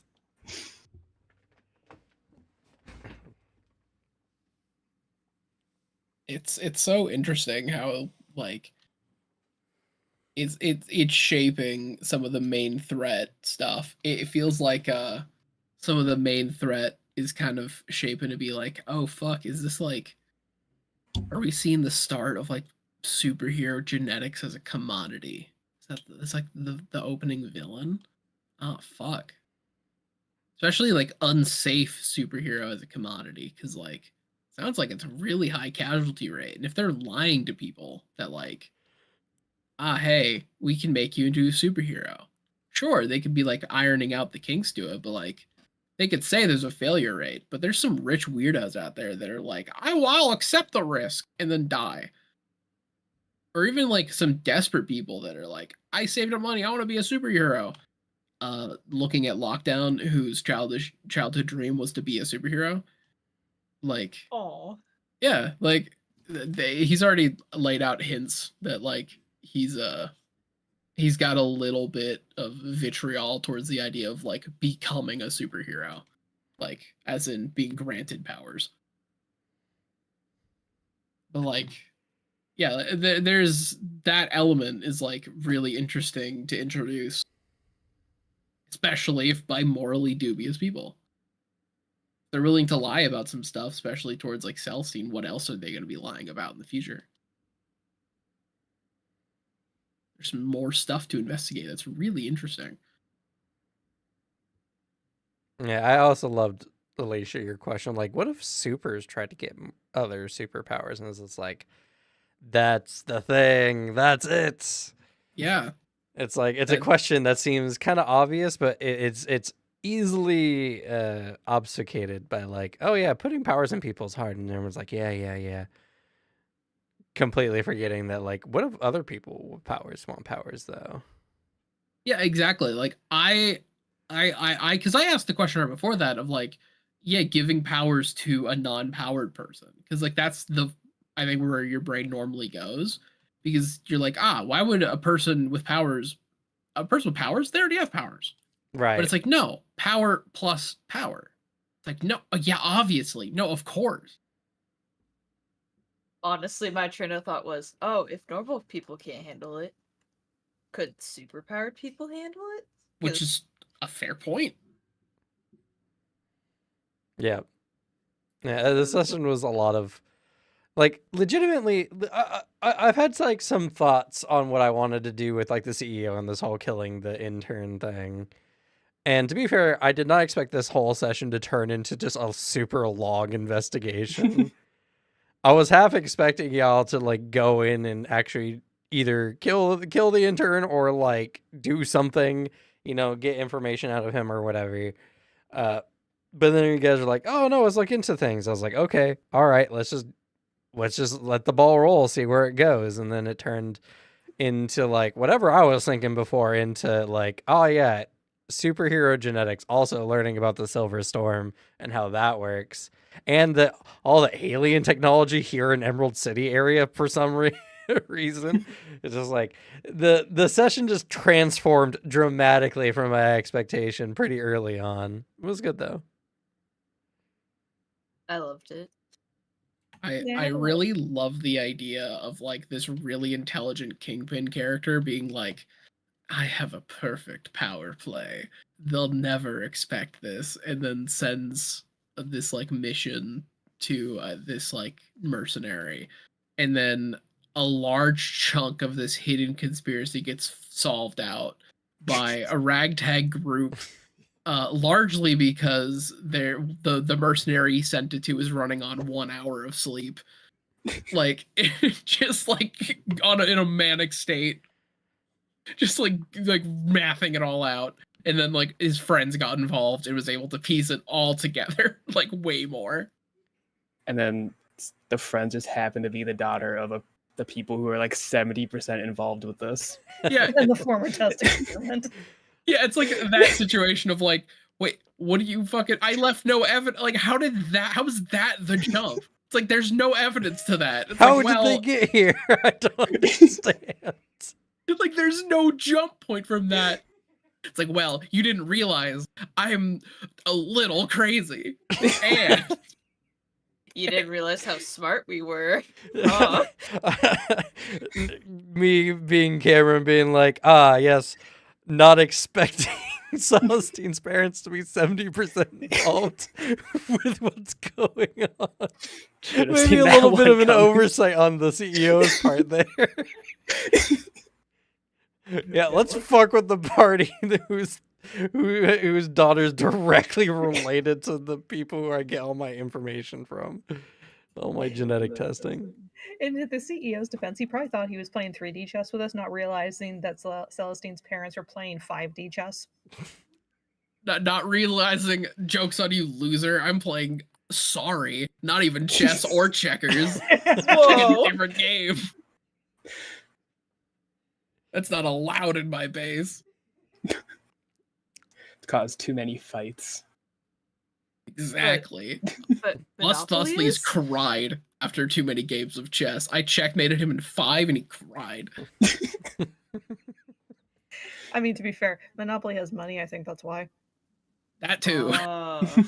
It all comes together.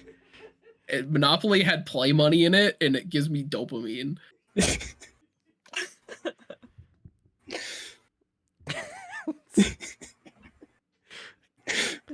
Like I said, one interesting session. I'm glad how it all came together. It's made for a very interesting story. I may now have to reconfigure how I was planning on taking the campaign moving forward. I do think in that instance that is a fair gambit from the CEO though, because like with Lockdown's reputation, I don't think he has a reason to think that Lockdown wouldn't have taken that job. True. That was in the beginning. So in the beginning, the CEO's whole thought with his whole thing was, either one, you guys take the mission, do the job, get rid of the intern so that he can use his body for purposes, or two, you guys try to like backtrack the wire or try to set something up where, you know, like maybe there's a money drop off and you guys try to find out like where the CEO is based out of, or try to meet him in person or something, and then he'll just turn it on you because that's what he's expecting you to do. Like, he expects both from Lockdown, either to just take the job because he wants money, or to try to turn it around on him because that's just kind of what Lockdown's known for.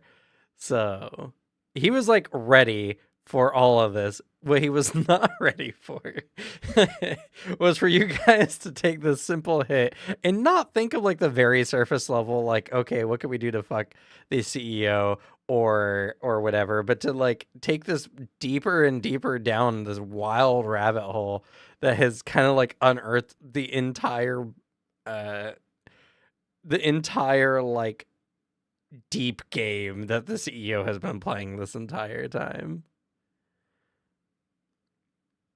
He underestimated you, to say Fair. the least. That's super fair. He's a smart guy, but he can't predict the future.